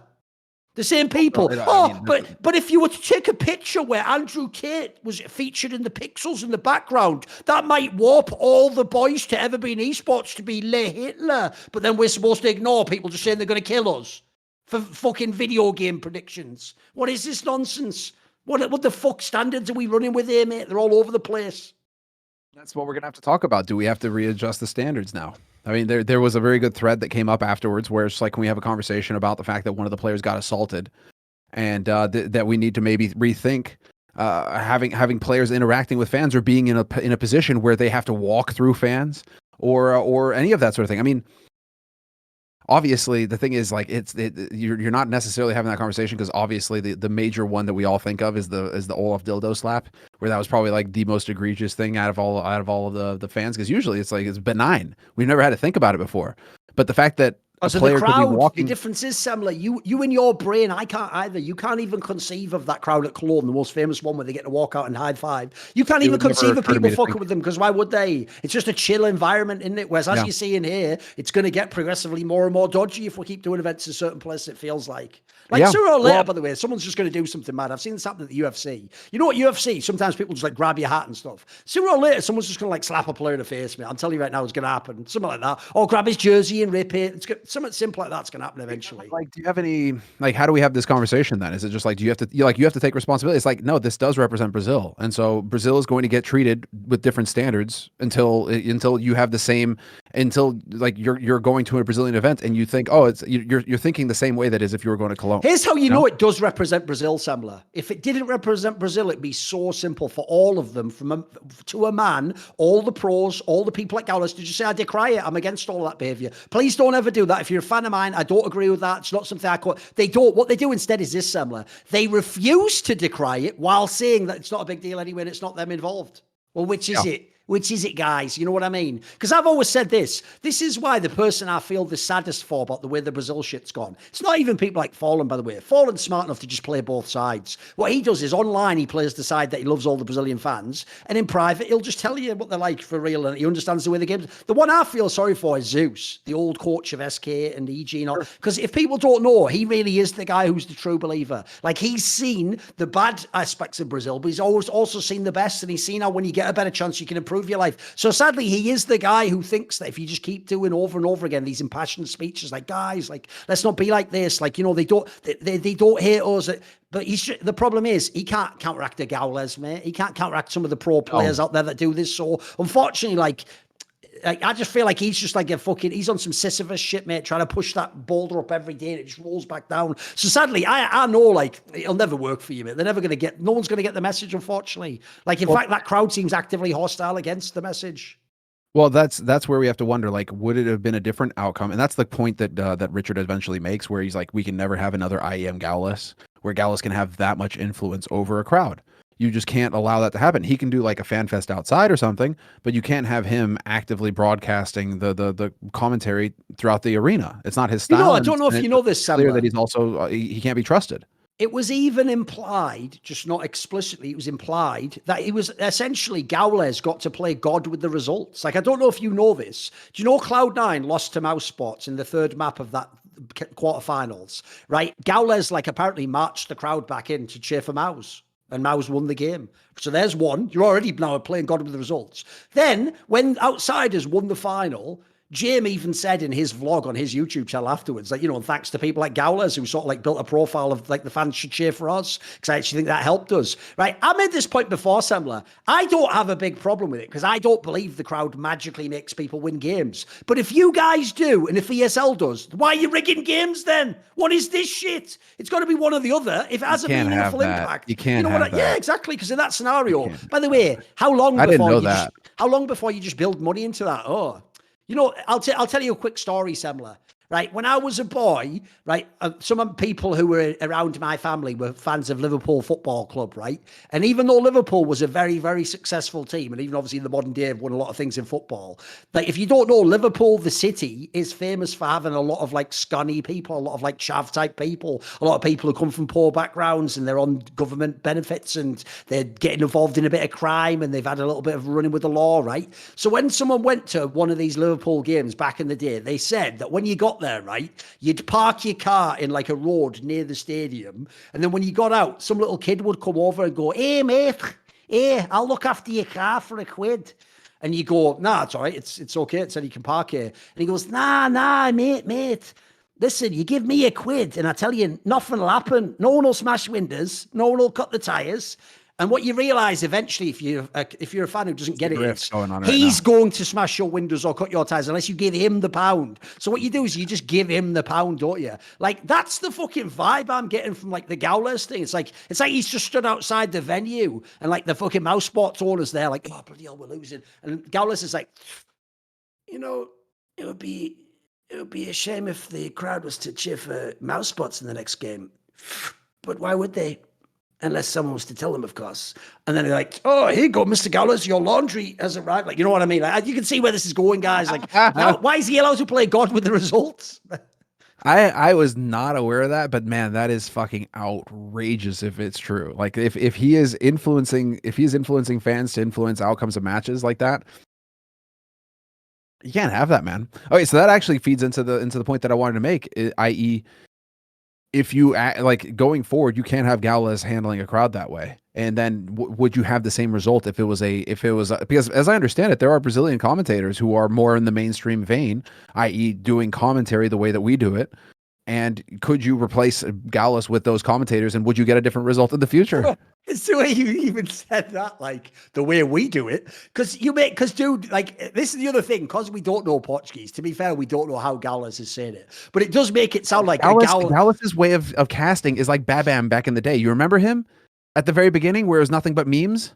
No, but it makes it sound worse because his sounds like a fucking Hamzat Humayev post-fight speech. Like, I kill everyone, kill them all. They don't understand us. We kill them all, kill them. Like, yeah. And coming up after Totally Map Swedish, 2, of course. overpass. Like, you know. Oh yeah. By the way, I unironically love when they tell me that guy's Swedish. It's so good. He's like dude. a giant, like terrible creature from fucking Dagestan who looks like he came out of the cave. Like, oh my god, it's like. Oh, it's Johan, a Swedish guy. Like, I know. You know what I mean? Like, because I actually thought that, you know, when the UFC, when all that shit went down at the beginning of this year, and everyone was like, "Oh, they're all getting sanctioned." I was like, "Oh, what's going to happen to him?" And they were like, "Oh, don't worry, he's Swedish." I was like, "What? Yeah, okay, my bad. Yeah, he's Swedish. Whatever." Which is why he got his passport taken away in St. Petersburg when he was going back to Chechnya to visit family. And it's like, oh yeah, wait. Because that's like they've just figured that out in Sweden as well. Like 4 out of 5 refugees go back for holiday to the countries that they apparently fled from for, you know, out of fear for their lives. And, you know, and I guess you can go back for Christmas, you know, it's fine. Or I don't know what like, it's not Christmas. Whatever I guess. You go back for the summer break or whatever. And it's fine. Visit some family, you know, kick the feet up a little bit, get your welfare check. You know, that's totally legit. Totally. No issues there. No issues there. Totally sound. But that Gaules thing is still just. By the way, this is actually for. I know we bigged up all the Iron Curtain ones, but this is actually, if people don't know, Richard's writing is probably his strongest aspect in his work, and this article is really good. It's so well written. Like, because the other thing about Richard as a writer is he has a really good like voice within his writing. Like, it's really entertaining, and his use of like adjectives is always fun. No, he is. It's a banger. And again, guys, reminder: like the links are all below in the description. So if you want, I highly recommend that you give Richard's article the time to read it because it is a banger and it does cover most of what we're talking about here. Like it really is on top of it. And if anything, I'm just adding flavor with, you know, some of the perspectives that we're getting from other comments and whatnot. So really worth your time. But yeah, that's like the big drama from this event, and it really. I mean, okay, so now we can move into, you know, okay, so you have the whole Gaules aspect because this is going to feed into the viewership talk because I went ahead and actually started pulling up some events on, ES Charts, right? Because ES Charts is a sick source for this kind of information. They do a really good job of just gathering up all of the key information that you would want to try and judge how successful an event was. And usually, you know, the metric is hours watched, or, you know, you have average viewers. You also have peak, right? And so peak obviously caught everybody's eye because of this final was, it didn't even have more viewers peak than the semifinal between Fury and Na'Vi. They broke no records with this final. And so that opens up a bigger conversation about, okay, if you're going to host events in Brazil, in terms of viewership, you know, like, is that your angle, or is it really so successful on the ground, i.e. selling tickets, selling merch, making money that way, that it makes up for the loss in revenue of selling sponsors because you're going to get less viewers because it's going on there. But one thing that was interesting, and I wanted to bring this up, is that following some of those metrics. So I looked at Antwerp, right? I looked at just same year, so it's similar teams, right, that are playing. And by the way, even though it's total shithousery on my part, I do low-key just love to point out, because you know all the haters come at us. Me and you did work the highest viewed major ever. Still. Listen, I'm not actually saying it was just me, but spoiler, it does look like it. It's not really. That was your thread. It does feel like dude, it. That tweet had me in stitches. Of course.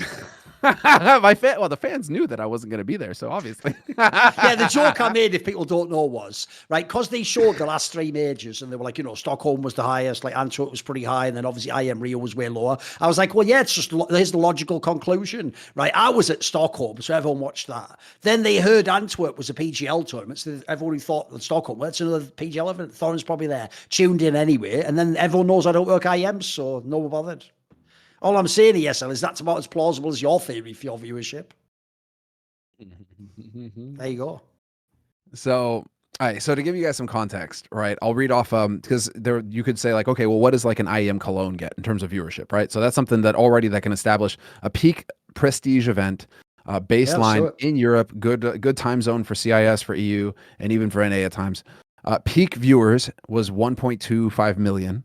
Average viewers was 276,000. Hours watched was 25 million. And that was over a 93-hour airtime. So total airtime for the Cologne, for IEM Cologne, was 93 hours. And those are the kind of numbers they were getting. Average viewers, 275,000, 25 million hours watched. All right. PGL and IEM Rio, like this is where it gets fun. It gets interesting because it's like, okay, is it because it happened in Brazil? Like, how did this work? But in terms of hours watched, they're almost identical. 69 million hours watched. So already, you're thinking, okay, that's interesting because from an hours watch metric, like for a sponsor, it's like hours watched. That's pretty sick, actually. PGL and Rio, same thing. Airtime, 10 hours difference. Rio streamed 10 hours more, 126 hours. PGL, 116. So, if anything, PGL got a little bit better bang for the buck, because they had fewer streamed hours, but they managed to get just about the same amount of hours watched. Average viewership, pretty much bang on the same as well. 550 for the Rio Major, 580 for the PGL. But the thing is, obviously, that catches everybody's eye is that PGL topped out at 2.1 million peak viewers for the grand finals between FaZe and Na'Vi. And IEM Rio topped out at 1.4 million. And that wasn't even for the grand finals between Heroic and Outsiders. That was for Na'Vi versus Furia in the semifinals. So if you're going to be setting records, you need the big brands in the finals because that's where you're going to get your peak. Win. Exactly, yes. And so that was the point that you made, and I really appreciated that point, i.e. that the format, like if you want to break records in terms of viewership, you need to have the bigger teams going deep into the tournament because then you have all the storylines, you have the big brands, people know the players, they can get excited, and then if you have a rivalry, i.e. FaZe Na'Vi, it can blow it out. So that's actually the one thing where it's like Rio could have crushed on every metric, and they might have broken a peak viewership record, even despite the fact that they are in a shithole time zone where the majority of the viewership is on the other side of the world, EU CIS, where we're all watching. It's like 10 p.m. at night on a Sunday night. You may have to work tomorrow morning. It's not great. But, the semifinals, same thing. It was like 3 a.m, watching the second semifinal on Saturday. So like the time zone isn't great if you're watching from EU or CIS. But there could have been a potential where there could have been a chance where they could have broken a peak viewership and crushed it on the hours watched and everything. But that just wasn't the case because their top 8 bracket was just not too many. Basically, here's the problem. It's not upsets. It's too many upsets. Here's why. Too many. Because let's imagine, I'll give you an example where you could have an upset. You could break the prize money, the viewership record. Let's imagine that Furia had played against we'll say Vitality in the semi-final or one of them. And then Furia makes the final, right? That's an upset. Furia's not on paper supposed to beat Vitality. But if Furia played Na'Vi in the final, now you can maybe break the record. You can afford that upset. Because 1, Furia's a good team. And 2, it's one upset. What you can't have happen is this, Semmler. You can't have Vitality lose to Ents, then Ents lose to Mouse, and then Mouse lose. Because when you do that, you're just getting the quality can go down and down and down and down until eventually it's Heroic versus Outsiders in the final. I'm sorry. That is never going to break the record. If people don't know, even the difference in CIS teams between everyone who isn't Na'Vi and Na'Vi is enormous. Essentially, you need it to be Na'Vi. Now, luckily, Na'Vi's really good, so we can get that part taken care of. In theory, you might want it to be Brazilian, so if it's Furia, we're cool with that. But in this scenario, what you saw here is why too many upsets are bad, because, spoiler, no one is going to watch Mouse play in the semi-finals. No one gives a fuck about Fnatic currently. They don't have a big fan base. If you keep going down the list, you keep going, Spirit, Who the fuck's Spirit? Like, some of those players have barely played tournaments. So yeah, the problem was, I think it wasn't purely ESL's fault. Like, it's a bit like Face It London back in the day. If you get unlucky with your bracket, it's not good games. You can't do anything about it as the organizer. But I would say if you're Valve or if you're a TO who wants to push for a format change, this is the best grounds to do it from, because at the end of the day, the only current metric anyone cares about is viewership. So if the grounds are, I have to make viewership better, then make the tournament format a bit sturdier. Fans will never get it, by the way. I'll say it for the millionth time. I don't care about upsets. It's not the upset I have a problem with. It's when the upset becomes too likely, because then you get 2 or 3 upsets and it fucks the whole thing up. You can have one upset. One upset can be amazing, but like, by the way, spoiler, Furia beating Na'Vi was an upset, but because it's in a best of 3, I don't have a problem with that. It was a great game by Furia. Well played. But if that was a BO1, yeah, that fucks the format, doesn't it? So to highlight this, and again, another great esports charts article that they've, because they're obviously looking to try and find a thread here.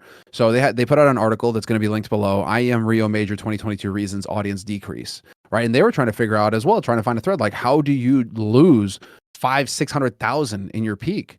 And so one of the points that they made and that I thought was really interesting is that, again, most popular CSGO teams of 2022 that make a graph by average. That sounds like something I would set my intern to research. How do I get rid of 500 or 600,000 Brazilian fans? Just a little project once I get my fuck you money.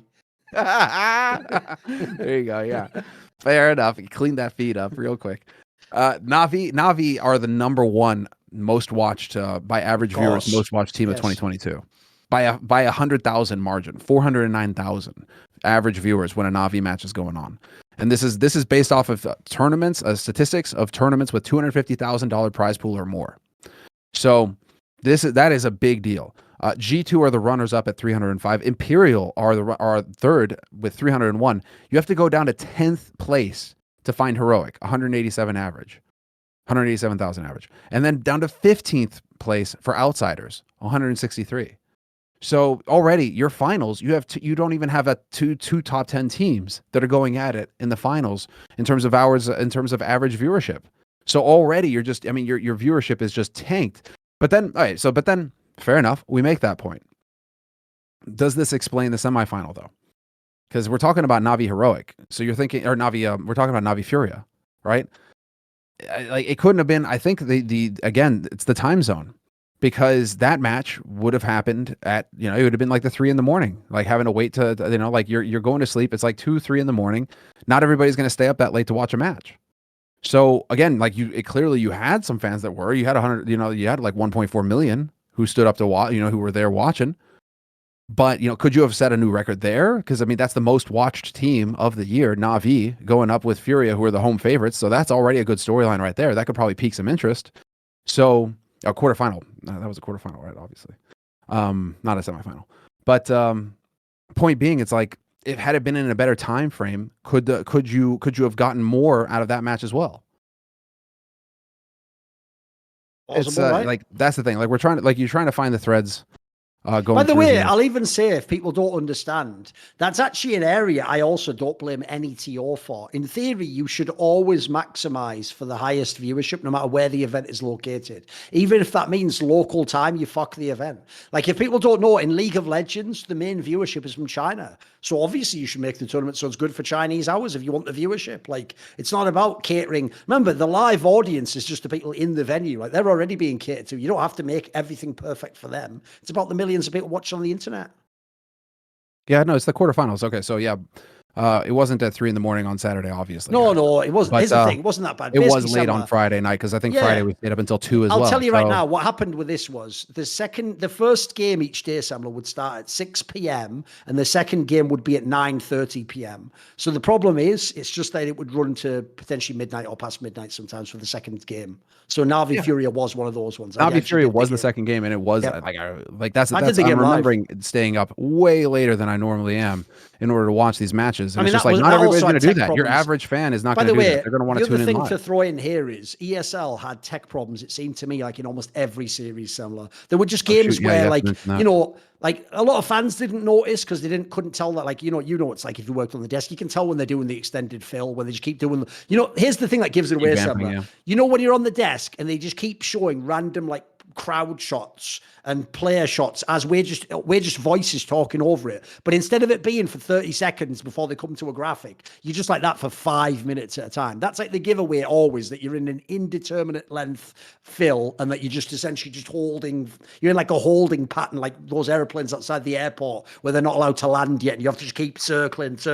That's like, they were doing that for like every series off in the playoff, it felt like, mate. They had a lot of tech problems, I think, that seemed like extended the event.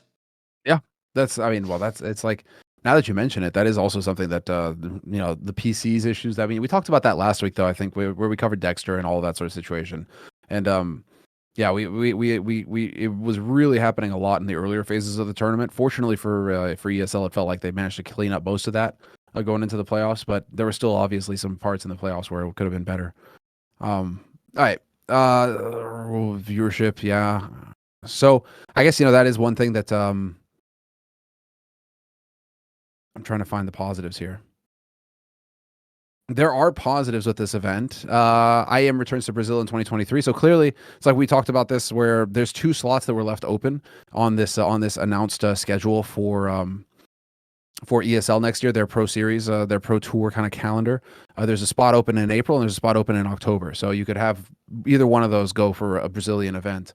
And it looks like that they are making it clear that they're going to go back. So if anything, we're going to get more information to go off of then, right? Because we're going to get to have a chance to compare some viewership statistics at least and see, like, you know, how does it match up there? And it'll give a chance for the Brazilian fans to redeem themselves and not spit on players. So that's good. You know, do they get a second chance? Do they deserve a second chance? I guess we'll find out, right? Well, we will find out. They're going to get one.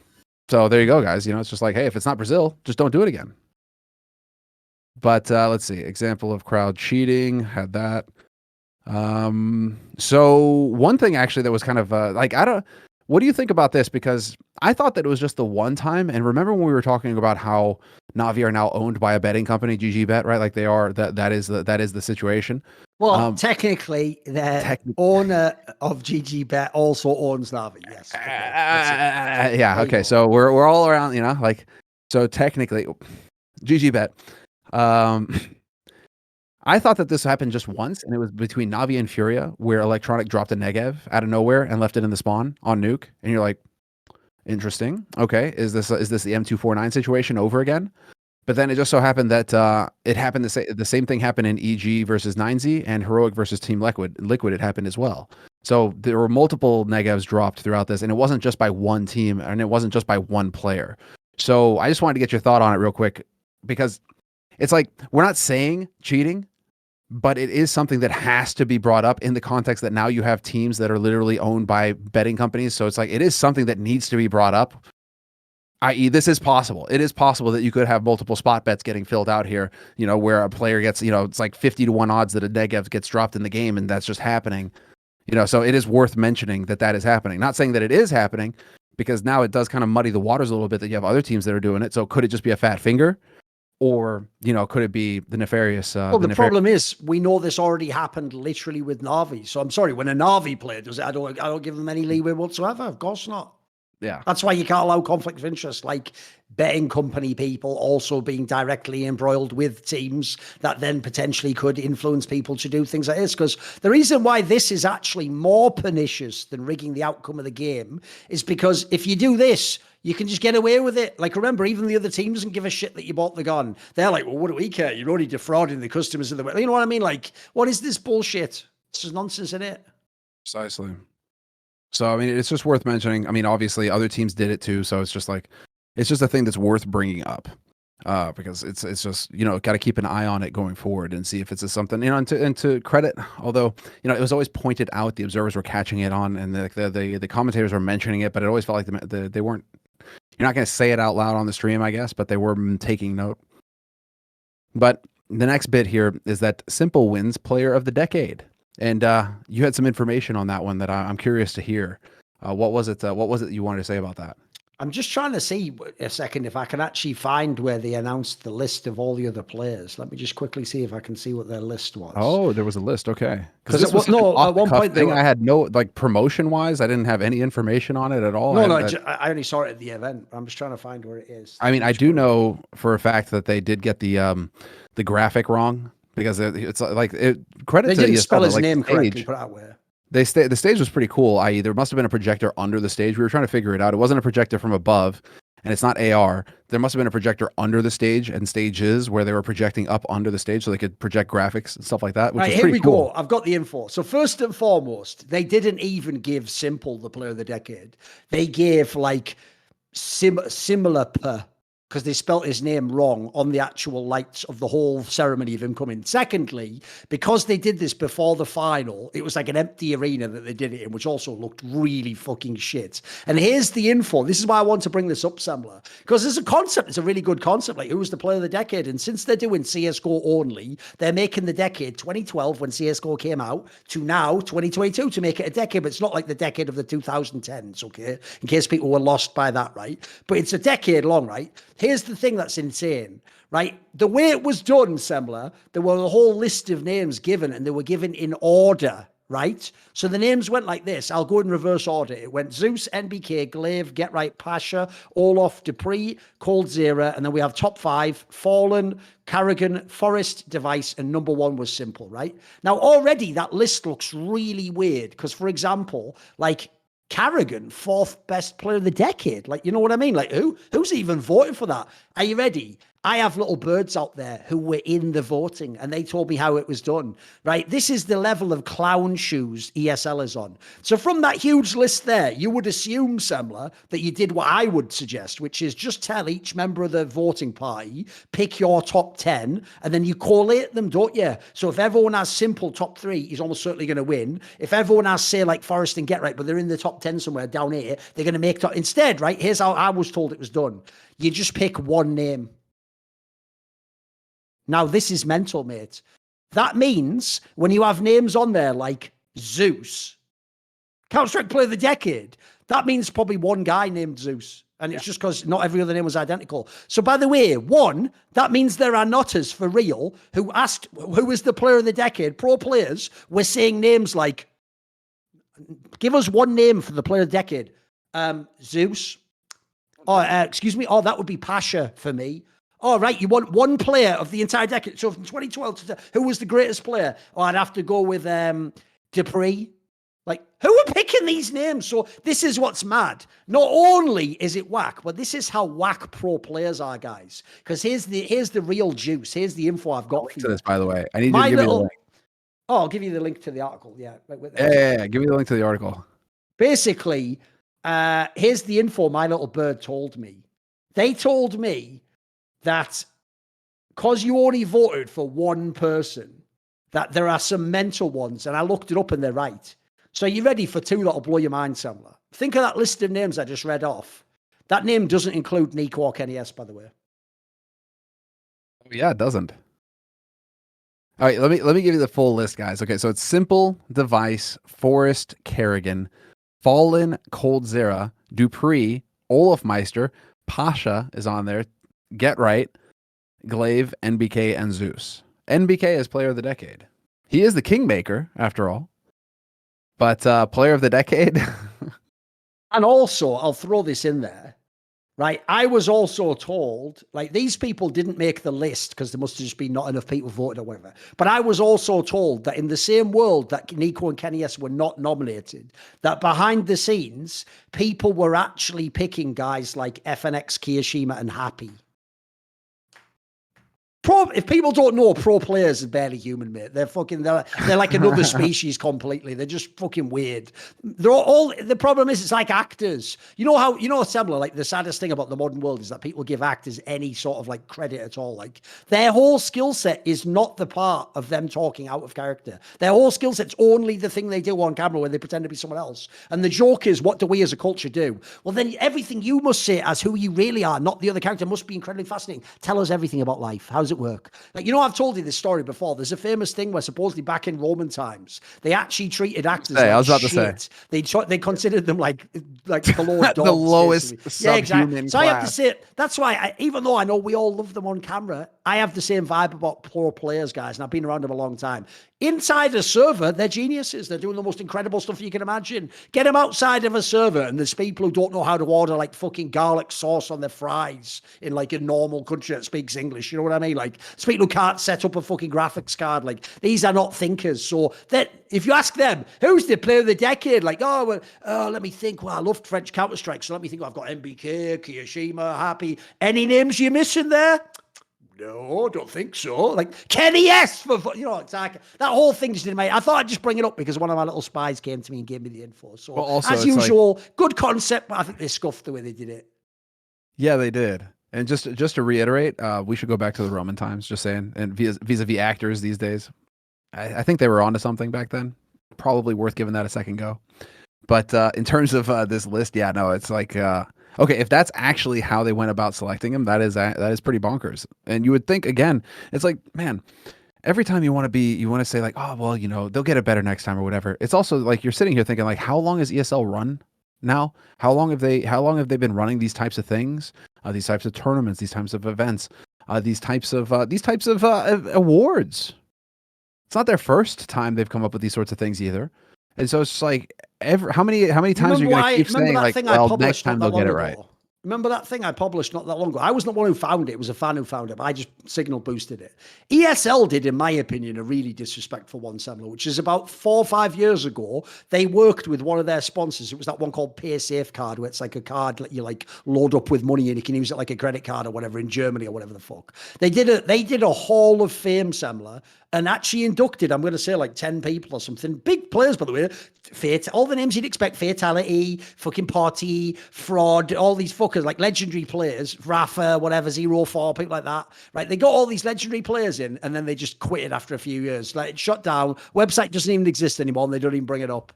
What is that shit, bro? Like, if you're going to start a really serious thing, like I'm going to make a Hall of Fame, you don't just like die on its ass like a few years later and go, well, sponsor wasn't interested in re-upping, so just forget. Don't even bother paying the $8 to have the website online anymore. Like, that's how much they do. That's the problem. Some of it makes it feel like they don't care at all about project. Like, they're just doing it cynically. And if you don't know, guys, ESL's like old school people at the top of ESL have been there like 20 years. They've got people who are from the beginning of esports. They're not just some like Johnny come lately fucker who bought esports.com. As like, let's get scamming. Like, that's the different crowds. I would actually have expected ESL would get the fucking job. Like, that you're supposed to be a curator of history. It's but it's not about that, man. It's about like, I think a lot of the OG guys, they got their money and they're out now. You know what I mean? Like they succeeded. That is some bullshit though. They can't even spell his name right. This is why I actually wish people in esports were more divas. You should pull some like Kanye shit. Just like refuse the award instantly because they've spelt your name wrong or something. You know what I mean? Like, he should have. I mean, come on. How hard is it to get a graphic correct? It just goes to show that this is probably like some slapdash thing that they added in at the last second. Like, oh, that would be cool. Let me do it. And then like just completely scuffed the execution of it. So, well, hopefully, I mean, again, it's like how many times we're going to do this, but hopefully they do it better next time. Hopefully it's going to be better next time. And also the timing could not be worse, by the way, because even though, the award was player of the decade, the idea is simple had to collect that after absolutely shitting the bed in that furious series and bombing his own team out of one of the most easy on paper majors to ever win. It's like, the timing ain't great, is it simple? Like, maybe give me a fucking game before you win that award. Then again, maybe that's the joke. The real problem is simple. He would have torn it up, probably being the best. But the player of the decade was like Similar or whatever it was. However they misspelled it. In an alternate universe, in an alternate reality. I should do why have I not done that yet? I'm going to do it for Last 3 Nations. So I'm going to do a whole skit where it's like, well, similar. I know that you can do it. You can overcome the loss against Fury and still. I should make it absolutely like bizarre though, like. A lot of people are saying now that you lost to Fury, your chances to win this major are over. But I believe in you. I think you can get back in the tournament somehow. Maybe a second life. Maybe you can convince Valve to do double. Like just do like a letter. Because remember those letters we were all mocking on the last episode? Yeah. Don't let the hater. Don't let the hater. You'll prove the hater. Oh, mate, I know what I need to do. I need to do one where it's ESL writing their letter to Gaules. It's just like that, like. I'll never understand you. I'm not even Brazilian, and I'll never know what it's like to be you, a superior Brazilian. Like the whole thing. I am just a gringo after all, and we aren't that smart. So signed any old gringo at ESL. We're all. If you've seen one gringo at ESL, then you've seen them all. It's mental, isn't it? I know. That's it. All right, last bit of news, last bit that we got before we're going to get into the Grog Coin questions. And it's actually a pretty big piece of news, to be fair. Another update coming out. Valve update the major qualifiers with invites to a closed qualifier. And so you think at a glance, okay, that's interesting. This is going to be, there's going to actually be invites going out to try and get some of the bigger name teams, because maybe Valve are understanding that they actually need to try and make sure that some of the bigger brands get in to guarantee viewership and guarantee fan engagement and all that for a major, and that they maybe shouldn't just be trying to survive these insanely cutthroat online qualifiers, so you don't get a G2, one of the top 4 most viewed teams out of the year, not making it to at least, deeper into the tournament. So already it looks like they're trying to take steps in that direction, which is really interesting. So good on them. Previously, teams entered the RMRs, and I'm reading this off of the blog post that was put out by CSGO. Very short, very sweet, to the point. Previously, teams entered the RMRs by direct invitation or through a series of open qualifiers. For Paris, some teams who aren't directly invited will get to skip the open qualifiers. Teams that consistently perform well in Valve and third-party events will be directly invited to a closed qualifier. There, they'll compete against teams that enter from an open qualifier. So we're going to get a bit of a hybrid situation here, where it's going to be a closed qualifier with invites that is also fed by online. So by online open qualifiers, right? So apparently they're going to be revealing some more details about a new regional standings process as well. So I'm guessing that's how they're going to determine who gets what points and who gets an invite and how this gets sorted out. But the big takeaway from this is this would either involve Valve having to set up their own ranking or rating system, or they will have to endorse a third parties, which is something they've held off of for a long time, which is why we have the format we do at the majors, because it's just like, oh, you play on the day. It's because they don't want to use HLTV or ESL's ratings to reseed or anything like that. They don't want to endorse a third party. But now Valve are putting themselves in a position where they might have to either own one themselves or do just that, endorse an HLTV or endorse an ESL by using theirs to sort out the rankings and the results. What's your initial take off this? Because I know we got to follow up here with SPUNJ and Bleh, but just in general. The problem is, because I have experience from other esports, like if you know the way they did it in Dota, essentially they just took control of who could have the events and sort of were like, right now, children, stop fighting. I'm going to give you this event in March, and then you get this one in May, and then he gets this one in June, and you get this one in August, and then here's when the major is, and then here's when TI is, right? Everyone agreed to do this. And so basically what they did in Dota was all the big tournaments give like a certain amount of points, and it's just a point system like the ATP in tennis. You go to the events, you get your points. If you get to whatever, I think it's like top 12 or something, you get your invite to TI. Otherwise, you have to go through the regional qualifiers, or if you change your lineup and you lose your points, you have to start over again, which sometimes people do. Like famously, I think OG or something that year when they won in 2018 gambled, and like because some players left, they had to like make a new squad and backed all the way to the TI title or whatever. So the thing is, I would suspect that's more what it'll be like, Semmler. Like I don't think personally they'll do what I want, which is just basically take the HLTV ranking, take the top whatever 16, invite them, and then as I say, like bring other people through the RMR. I think they'll probably do it more like they'll just pick out all the big events in the scene that count, ESL, Blast, maybe one or two others sneak in there, and they'll just make a list of points.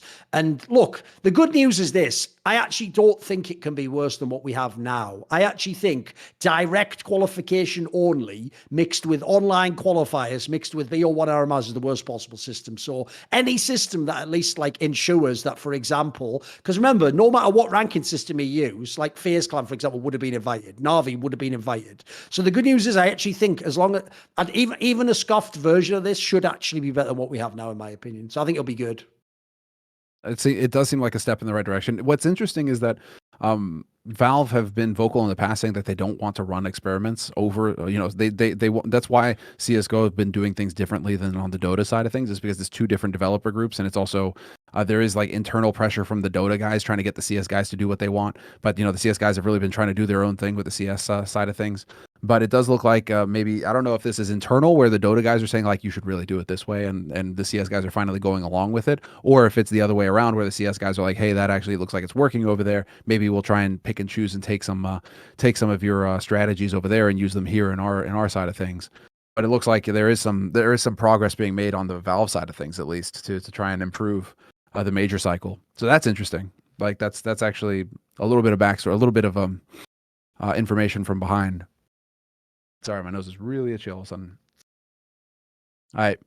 But just to add on to that, though, was this just outrageous thread coming in between Bleh and SPUNJ where, and, fair enough, like Bleh actually points out what I initially thought as well when I saw this, which is, okay, so it's what we've been saying for a while, right? ESL have essentially got a monopoly now in Counter-Strike because they take up 80% of the calendar, and then the other 20% is Blast, and there really isn't any room for anybody else to run anything significant, which is why, Star Series have dropped out. Like, everybody else has dropped out. Star Series, Epicenter, PGL, like, nobody else runs anything. DreamHack are now a part of ESL, so they're ESL. Face It, now a part of ESL.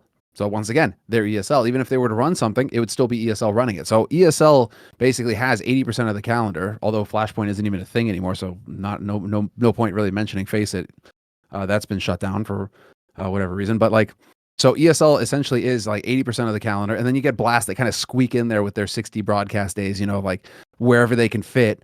Basically, wherever ESL allow it to happen, Blast are there, doing their thing. And then you have the 2 player breaks. So that's pretty much your whole year. So if you're thinking about it, it's like, apart from the major and the prestige ESL events and the Blast events happening every now and again, there really isn't anybody else running events that you're going to be able to attribute points to for this new invite system that they're setting up for the major qualifiers. So Bleh, wants to point that out, saying kind of not fair for teams who aren't a part of the ESL Blast franchise. I mean, sure, they could technically qualify for them, but this does seem biased to the bigger orgs. And so, fair enough, right? I mean, if you're a part of the Louvre agreement, it's what we've been talking about for ages, where if you're a part of the Louvre agreement, that's it, you're in the party. If you're not, you better hope you're on Blast, because if you're not on Blast, then you're outside in the cold looking in through the window. It's snowing on you, and it's that meme from Doctor Who where you're getting rained on and you're just crying in the rain. You're not really going to be doing anything in CSGO. Here's my problem with this back and forward, basically. Okay. Semmler, it goes like this. And the link, if you want to see the thread, it's all going to be in the description, so you can check it out there. Basically, all Chad does is just sort of take a for neutral position of like, but no one said that. But how could you know that? But how can you even speculate that? But your speculation could be damaging. He's taken this position. But here's the problem with that, Semmler. He's trying to have his cake and eat it. Because if I made a separate attack point on Twitter and I said, for example, like, oh, it's fucked up that ESL has partner teams even, in doing so, that makes the league biased and they're going to get more spots. He would, I would assume, be one of the people who'd be like, but that's the nature of the business, you need to have these partnerships with the right teams. You need to ensure that they get the right rev share and that they get enough like exposure and all this jazz, and that'll actually build a healthier scene and all the rest of it. Because here's the problem I have with this topic, right, Semmler, and I've noticed this trend very commonly in esports. If someone doesn't bring any attack of their own, they're intentionally hiding their intention, their what they care about. So if Chad actually had a point which he knows that ESL isn't going to do that, and that it's going to be some totally open circuit that'll avoid you having to be a Louvre agreement team or a Blast partner, he'd just come straight out and say that. He'd go, that's not at all what's going to happen. I don't think that would even be good if it did happen. I want it to be totally open. Instead, what he's doing is sort of just being like, yeah, because no one said that, then like maybe we should all just assume nothing. And it's like, actually, what you're saying is correct, Semmler. The actual assumption that Bleh made is entirely logical unless Valve is going to completely retool the entire circuit. Because with the current way it works, best example ever, by the way, would be someone like Outsiders. Outsiders is only going to be playing at the Blast World Final because they won the major, and that gets you a spot to the Blast World Final. It doesn't matter that they're the #1 team in the world now. They are only at that tournament because they're not a partner team of Blast because they won this major. So if they'd have come second in this major, guys, they wouldn't be at Blast World. So how if then Blast World Finals ends up being something that counts towards points that gets you into a major? How do the people who are the current reigning major champions get the points? They're already an example where they would be themselves disadvantaged going towards if they'd have come second or third at the major and didn't get the automatic slot. So the problem is, like, essentially, as far as I can tell, this is almost like politics, Semmler. Blair's just arguing reality and what's currently going on. And Chad's going like, yeah, but technically, abstractly, we can't really know what Valve might do. And he's also using weird angles, by the way. Like, what about how Valve's behaved in the past implies that they would do it? Like, I'm not friends with Valve, Chad. If you are, by the way, homie, stop talking so vaguely. Just let me know what Vista Valve does think and what their plans are. Because all I can do is speculate. Valve doesn't talk to me, the community. And also, I've never found anything with a track record of how Valve behaves to imply that you can guess what they're going to do next. They seem like one of the most inscrutable like game devs I've ever come across, Well, they don't have any communication on to the Not as outside, far as we apart know, from right? memes Yeah. on their Twitter, that they've started doing. They don't really have any. They don't have any communication because Valve used the strategy that other game devs either don't, or they fall victim to this, which is to give hostages to the future. And so Valve their strategy of relating with fans is to never give anything away, or as little as possible, so that they have as much room to maneuver as possible down the line. And I'm guessing, to be charitable to Chad, I'm guessing this is where he's starting to the angle that he's trying to take, i.e., listen, we don't know, and so how can you assume this? But I mean, it's, I don't know. To me, that just seems, I don't want to say. I think I know why he does dishonest. it. Is it being dishonest? Are you being willfully dishonest because you're ignoring what's obviously in all of our faces, which is that, well, if you're not in ESL and you're not in Blast, you're not playing. So where else would they get events? Like, Here's the thing. I don't think he's directly being dishonest. I would say disingenuous is what I would say the term is. Here's why, Semmler, because I've been in Chad's position. If people don't know, when I used to work with ESL, I oftentimes disagreed with the public of their opinion about ESL. And here's why. Because someone from ESL who was an exec usually gave me more insight. Like, they told me, like, well, I know it's going to seem like this way, but actually that's not the way we're doing it. Like, we're running it this way, and we have to do it for these business reasons. The problem Chad has is this. He's obviously friends with all those people. So in theory, if those people are telling him this, he's sort of trying to offset like what he thinks are harmful narratives. But one, that means he has info we don't have. Well, if you have the info, go ahead and tell us, homie. And two, this also does look, though, like you are doing directly, just running interference for ESL. Just looks like that. It's obvious, isn't it? And that's really the key point, is that if you have outside information like that, if you have information that's not available publicly, then you shut the fuck up. Yes. You don't play this game. It's not, you and I have been around for a while. It's not like we haven't had shit that hasn't been known publicly either, but you're not out there tweeting in a weird sideways way to like make it seem like you know more than you actually do or whatever. Like, you just don't behave that way. I don't know. It's just weird to me. So like, that's what really, like, it was like like nails on a chalkboard or something when I saw this tweet, where it was like, it just caught me aback. It does really seem like it's coming from a weird place. So just looked bad. And here's why it was a bad look, guys. Because I actually generally find Chad SPUNJ to be one of the best community figures we have in CSGO. He actually usually has a pretty good tone. He doesn't get as triggered as some of the rest of us. I know he does on minor with shit. The players. Like minor shit like flights, he obviously does. But I mean, like serious topic. He actually seems like he really cares about the health of the game and the scene and all the rest of it. And by the way, that's even with having obvious like slight conflicts of interest with ESL and people he's worked with in the past. But even so, he seems like a very fair person. So I just found, the thing I found maddest about this back and forth, Semmler, was, I know he might have just been in a bad mood or something, but like, it seemed like he was going a bit hard at Bleh. Like, come on, mate, you can surely like just chill a bit. Like, look, I do say that as someone who does argue very hard myself online, but fucking hell, he went like 0 to 60 right on the gate there, didn't he? Like, the fuck, like as soon as that line goes, like the damage is already done. Like, it's a tweet, cocksucker. Wind your fucking neck back in. I've done a tweet. There's no fucking damage done, homie. Calm down. Settle the fuck down, Chad. Settle down. Well, or we're gonna have to send you back to the fucking hole, Australia, as we call it. No, whatever. You just keep. Corralho. All right. Enough. So let's. I think that's probably a good time. Like, that's a good point to wrap it up. Yeah, the joke is, no wonder Chad loved fucking the IEM in Brazil. He heard, we're going to have an event in some like mega hot country filled with thousands and thousands of dangerous creatures that want to kill you. I mean, fuck, we're in Rome. Yeah, home sweet home. Exactly. Takes care of that nostalgia. No problem. Exactly. Yeah. That homesickness. Back to the penal colony. Okay. All right. Now is when we move on to questions. So we have the Grog Coin questions. So if you're a Grog Coin holder, you can check us on the Discord. If you aren't on the Discord, you can write, you can ask for it in the chat, and Discord will be there. On the Discord, you have the Grog Coin channels where it'll tell you how to hold Grog Coin. Holding Grog Coin helps obviously helps us on the show. It supports the show. And if you hold a certain number of Grog Coins, then you get to ask us questions each week for the show. So, we got quite a few actually. Okay, so I guess we're going to keep it short and sweet tonight. There's quite a few of these. Santiago Lafarga. Has science become a religion? Well, right off the bat. What experiences have you had that fall outside of the mainstream scientific way of looking at reality? Metaphysical experiences? I mean, science has clearly become a religion. Scientism has clearly become a religion today in the world. You have your saints. You have your saints, you have your priests, you have your sins. It's clearly structured. If you look at climate change or COVID or any of these big issues, It's all structured in the same way. They've just taken one and like said, okay, now we're going to have Saint Greta over here. You know, you had Jandak over there. Yeah, now you have Saint Greta, and you got Fauci, you know, the high priest, and you know, it's like, oh, you know, you got your carbon, you know, your personal carbon. That's your sins, you know, and now you need to atone for your sins by obviously, you know, it's all the same thing. It's just the classic case of, you know, it's like, well, I don't believe in religion. Well, it's like, yes, you believe in something. It's not just like, oh, I don't believe in religion, so I don't believe in anything. It's like, no, you believe in something.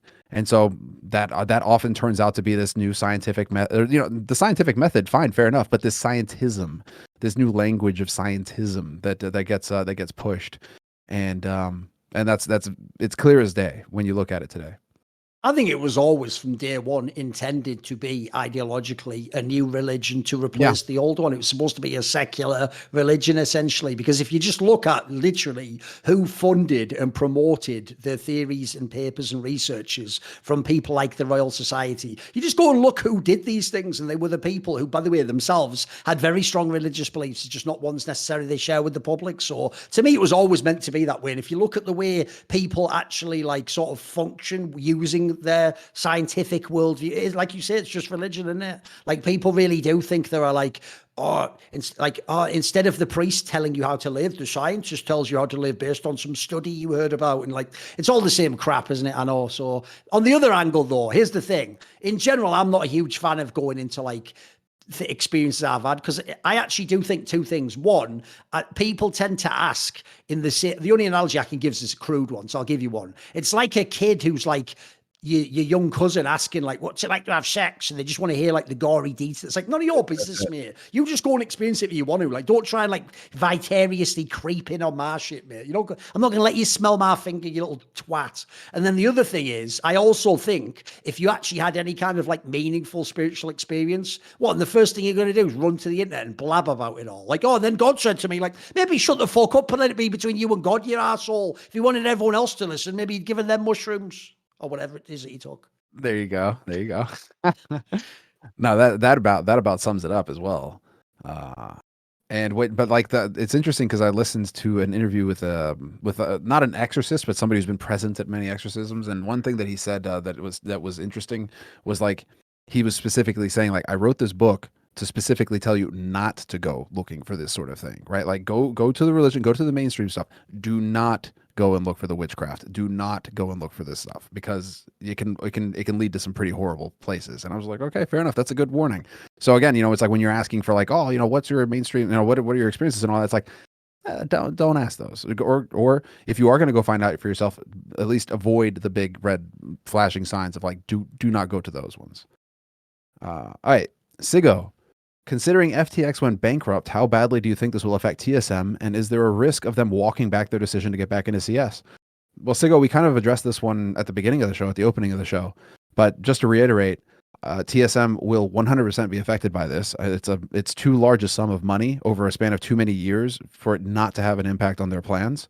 We're talking hundreds of millions of dollars, literally, so massive sums of money. And so for them to like walk back their decision on CS, I don't think it'll walk back their decision on CS, because I think they absolutely need CS to continue.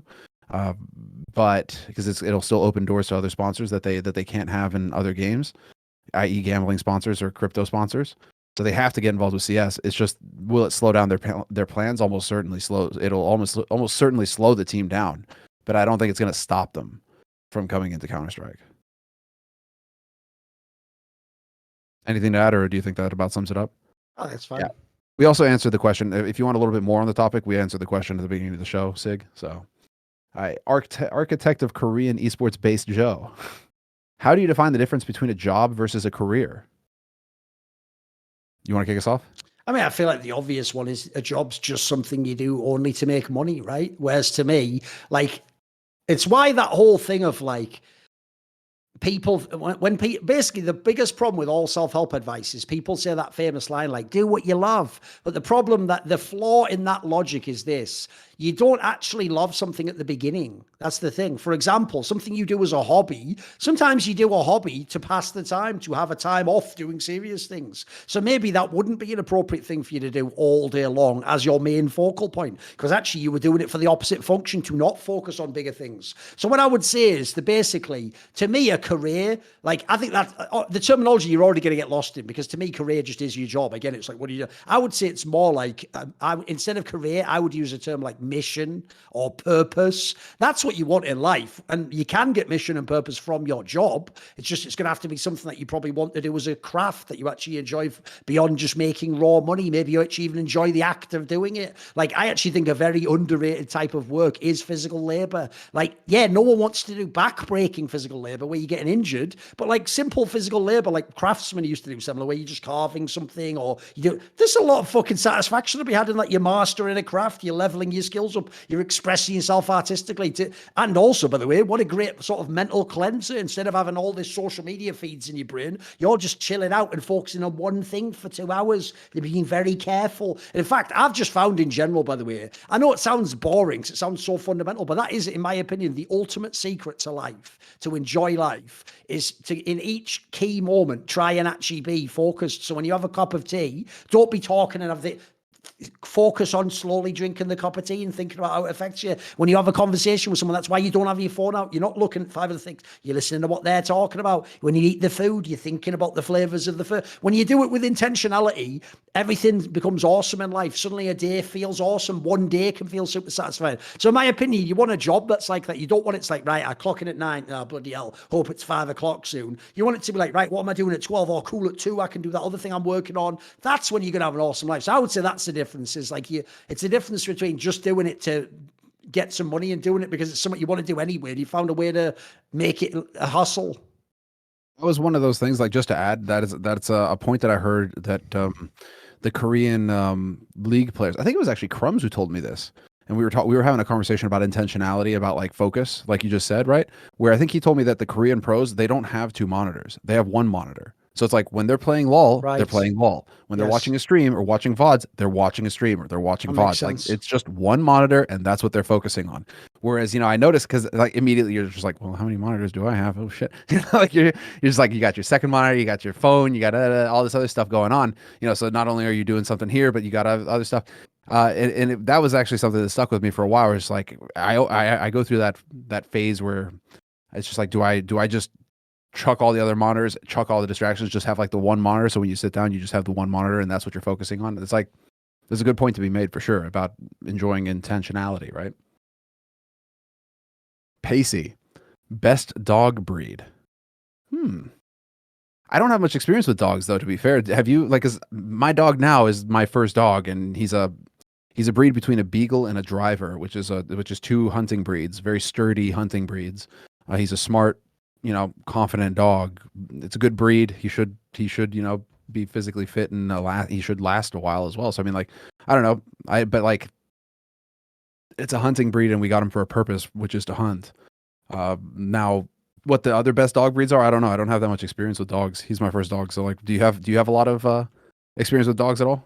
I'm not going to go into any super personal stuff, so I'll just tell you some breeds that I don't have as a dog. I think Spaniels are quite cool. There you go. Spaniels, yeah. Look pretty cool. Yeah. And also some of them are named after kings of my country, so just interesting detail there. King Charles Spaniel. Just adds a little je ne sais quoi. Yeah. All right. Yeah, well, sorry, Pace. We're going to have to punt on that one, it looks like. But, or get to, yeah, I don't know. I'm not even going to say. All right, Zarkus. Let's see. Context. Got a degenerative disease, and I've heard wildly differing positions on this. Question. In your opinion, when would be the moment to disclose a chronic health condition in a relationship? I would say, like, my gut reaction is to say immediately. I don't know. It feels like that's a very situational sort of thing, i.e., who are the people involved? What are the relationships? What type of relationship? I assume he means like a romantic relationship. Romantic relationship, i.e., like, you're going to be honest with this person and let them know straight up, like, hey, by the way, this is something that you're going to have to deal with. If you're with me, it's just something that I have to deal with on the daily, and so it's something that you're going to have to take into account. And if that's the case, then I think, yeah. Here's the thing. The gut reaction is to be honest and say immediately, like, hey, by the way. No, but here's the thing. I don't think you have to do it like the first meeting, Semmler. Like, you can make it reasonable. Okay. Here's what I would say. Assuming it isn't something that literally is obvious, and on the first meeting they're going to be thinking, That's it. Why is he not mentioning what's going on with like that wheelchair or something, or that machine? Sure, yeah. Assuming it's not like an extreme or like that. If it's something like, for example, you've just got a big problem, like you have a liver issue or something, it's going to be health concern your whole life. I would do this. I would go on the first few dates and just have them as normal dates and meet the person and get to know them. And then what you do is once you decide, like, this person's quite cool, I hope it can become something serious, then you just find an appropriate moment. And you don't make it a big deal. Just make it like, look, this is part of what's going on in my life right now and who I am. And because you don't make it a big deal, if they're already into you at that point in time, this is why I wouldn't do it from date one, because you don't, if you do it on date one, like, you can't sit down and go like, hello, I'm Gary and I'm going to die of cancer in 6 months, because at that point no one has any reason to be invested. They've only just met you. You have to give them at least a chance to like start to get to know you. Hey, I quite like the person.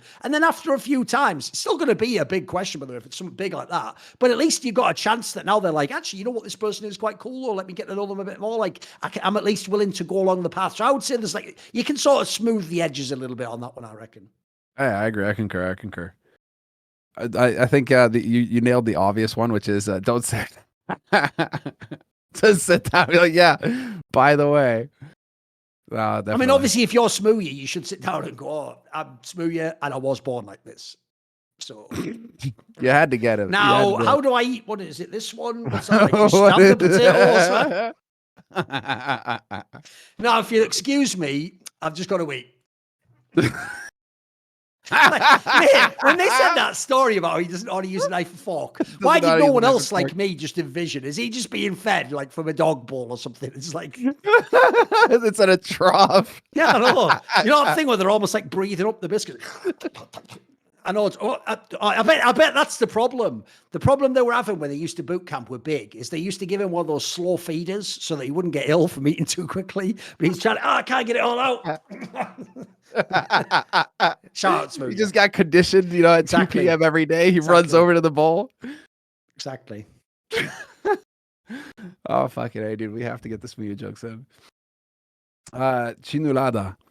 What has been your favorite CSGO event in terms of player setup on a stage?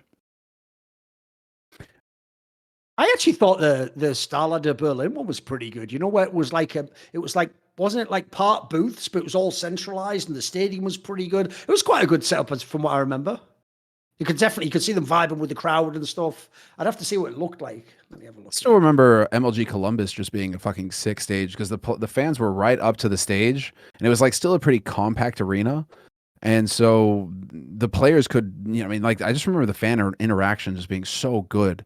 Especially, I guess I'm a little bit biased as well because the commentary, we were like right in the fans as well. So we were like right there in the middle of the full on energy. It was super sick for casting. But I think that was also like a really good event, Columbus, like the stage setup. I think they also had like the towering player screens behind as well, you know, like coming down onto like each player position. And they built sturdy desks as well when the players jumped up on them, you know? So yeah, no, that's, I think that was like, LG Columbus is still pretty high up there. The other one, well, not as many fans, I guess, but like E-League, the first E-League major, but there weren't that many fans in that venue, so maybe not. Still good though. Let's see. Toby, if FaZe had to make a change, what would you do? I think already. Okay. All right. Like, can I get any info on what they're changing? You know, I don't know. If FaZe had to make a change, what would you do? I don't know. Wake up earlier in the morning. Why does he make that sound like some sort of challenge set by Saw and Jigsaw? Like, FaZe has to make a change. Yeah. What do you do? It's like, I don't fucking know. Don't make a change. I'm assuming right now, to be charitable, I'm assuming that he's saying that a player change, that there's going to be some no one wants to hear it, but the obvious one, unfortunately, is obviously Rain, isn't it? Like, I can't cut any of the others. They're all fucking amazing, but Rain's just getting older in his career. And spoiler, like you saw at the major, when he doesn't have that good a performance, they're not a stronger team, are they? So if I have to pick someone, I have to pick him, don't I? Yeah, that really sucks. He's had such a long, I mean, he's how long has he been on FaZe now? 6 years? 5, 6 years? I mean, if you count when it wasn't called FaZe as well, obviously he was on the original Kingwin team in like 2015. Yeah, it's amazing. So that would be something painful. I mean, again, if you had to make a change, I wouldn't make a change personally. I would ride it out and just. But exactly. Yeah, I know what you're going to say already because you've made this point before, where it's just like, listen, this like one event does not define it. Yeah. It's a winning org. Let's make sure we know it can't win before we chuck away an all-time great lineup. Of course. Exactly. Ace, did Overwatch change how you casted created content? If so, how? I'm sure I did influence in somewhere. It's in almost everything you do. Every game you come across changes some things, right? Yeah. Like actually, how casting speed, but also I don't know. I feel like Overwatch was just extremely challenging. Like your ability to pick up, like you obviously learn the strats and you learn what to know with, like what to know to look for. Like we talked about this in the past with Overwatch, but like I had to really step it up in terms of like being able to quickly recognize, you know, important information in the in the middle of like the chaos, because like watching is one thing, but casting while trying to build a narrative, like a thread from point A to point B, as in like, you know, this is the beginning of the round, this is the game plan, this is what they're going to try to execute, this is who we're watching, because you want to have like somebody to focus on. And so it was very much about being able to build that thread, but then if something happens that's not part of that thread, being able to quickly identify that and switch over onto that new thread, that was really challenging at first. That was actually really tough, especially when you're trying to go rap god like fast casting. Being able to quickly identify stuff and not make it confusing for anybody, that was really challenging at first. So that definitely that made me a better caster for sure, because it was very fun, very challenging stuff. Was there, you did some Overwatch content? Did you have to change anything up in your approach to that? I would just say, actually, one thing I found quite interesting about Overwatch is I think me and Monty were way ahead of a lot of other people conceptually on the game, because one thing we realized really early on was the game played way more like a MOBA in terms of like how all the classes interacted than an FPS, whereas everyone else was coming in treating it like it was like a Counter-Strike type FPS, and they were looking too much at like the shooting and stuff. Whereas if you know that game, it's way more like a MOBA in the sense of like, it doesn't matter how good your DPS is, if you like don't have the tank to make space for him and then stop people hitting him and then heal him up, it doesn't matter. So essentially, if people don't know, one of the really weird things about Overwatch was it was one of those games where the traditional star players sometimes weren't the ones that won you the game, because every team had like a really good DPS player, like Widowmaker player or whatever. But the point is, it was more actually, in my opinion, it was more about like having some godlike off tank or something, wasn't it? Like it was actually a very unique game. I found it quite cool to engage with. Like, I had a lot of problems as a spectator game, but in terms of what it was trying to do strategically, it was a really unique esports game. It's just the what was always going to make it difficult, and it's the same problem that Valve runs into and all of that as well, is then when you add the abilities in, then it turns into a balancing nightmare. It turns into a very difficult game to balance, where you're trying to keep things still exciting, but you can also see how after Anna, they decided to take the decision, like the direction in a different, they decided to go in a different direction in terms of like mechanical skill that you needed to actually use the abilities. I mean, Mora aimed for you, for crying out loud. Half her shit is just like spray and pray in a general direction, you know, shit like that, where there was a clear change in direction in terms of their in terms of how much skill you needed, actual mechanical skill you needed to play well. That was definitely a thing. Like it just becomes a balance nightmare when you're talking about, you need to balance between mechanical skill and abilities that may not need that. Some heroes are going to be way more powerful than others, and that's just the way it is. Brigida also, just the whole concept of Brigida just ruins a large portion of the game. So I mean, but again, that's ability balancing. That's where, like you say, it's a unique combination. The meld, right? All right, Kassad de Français. Best and worst major. By what? I think this one's probably the worst, mate, if I'm being real. In terms of, I mean, storyline, probably. I mean, right? almost everything, like crowd angle, fucking shit teams. Like the problem is the worst majors on paper are always like PGL Krakow, Face at London, and then probably this one now. These are the three big contenders, right? Probably. Because remember, the problem is almost every other major, if people don't know, the biggest teams nearly always are in the top four. Like the finals usually like number one team in the world versus someone else in it. Like the problem with this major just had it all go wrong: tech problems, fan problems, top teams losing, underwhelming teams making deep runs. Like it just didn't feel super satisfying to me. If anything, I mean, the big win for this major is stuff that wasn't even related to the major, i.e., all the fan experience outside. Like if that's why they want to go back to Brazil, then it's like you don't need a major for that, right? It's like, cool, you got a major, but then this could have been any other event and it would have been a successful event and we would have been way less stringent. But because it's a major, that added a layer of difficulty to running the event. Which would be your best? Ooh, I mean, I do think MLG Columbus, the two majors in 2016 were really good. ESL1 Cologne and MLG Columbus were really up there. I thought those are, in all senses, like the scale was huge, the crowd, the stadium was mega, the storylines were great. These were almost like the opposite. They had everything came together perfectly. What's your favorite? Yeah, I mean, I've been saying MLG Columbus for years. It's still one of my top 5 events, just events, period, across everything. MLG Columbus is still way high up there. And it was just the whole experience of it as well. I mean, this is from a personal caster experience as well. Like, that was really, I think, when orgs, like, MLG changed how to put this, right? I don't think that they were the first to do this, but they were definitely one of the first to just give us individual hotel rooms. Like, do you remember that? Like, before that, it was a thing like Anders and I were sharing almost all the time. But like, MLG Columbus came in and they gave us individual hotel rooms. And just that one detail where it's like you had your own room to go back to at the end of the day to unwind it, and you didn't have to worry about, sharing the bathroom or all that sort of stuff. Like, that was just that alone. But that was just from a caster from a caster point of view. Obviously, from the event and the stage and the players and the storylines and everything, I mean, it was a home run. We didn't even have that much caster drama. I think we had a little bit, but not much. Like it was actually like a pretty freaking awesome event from start to finish. But it was just like details like that stood out for me.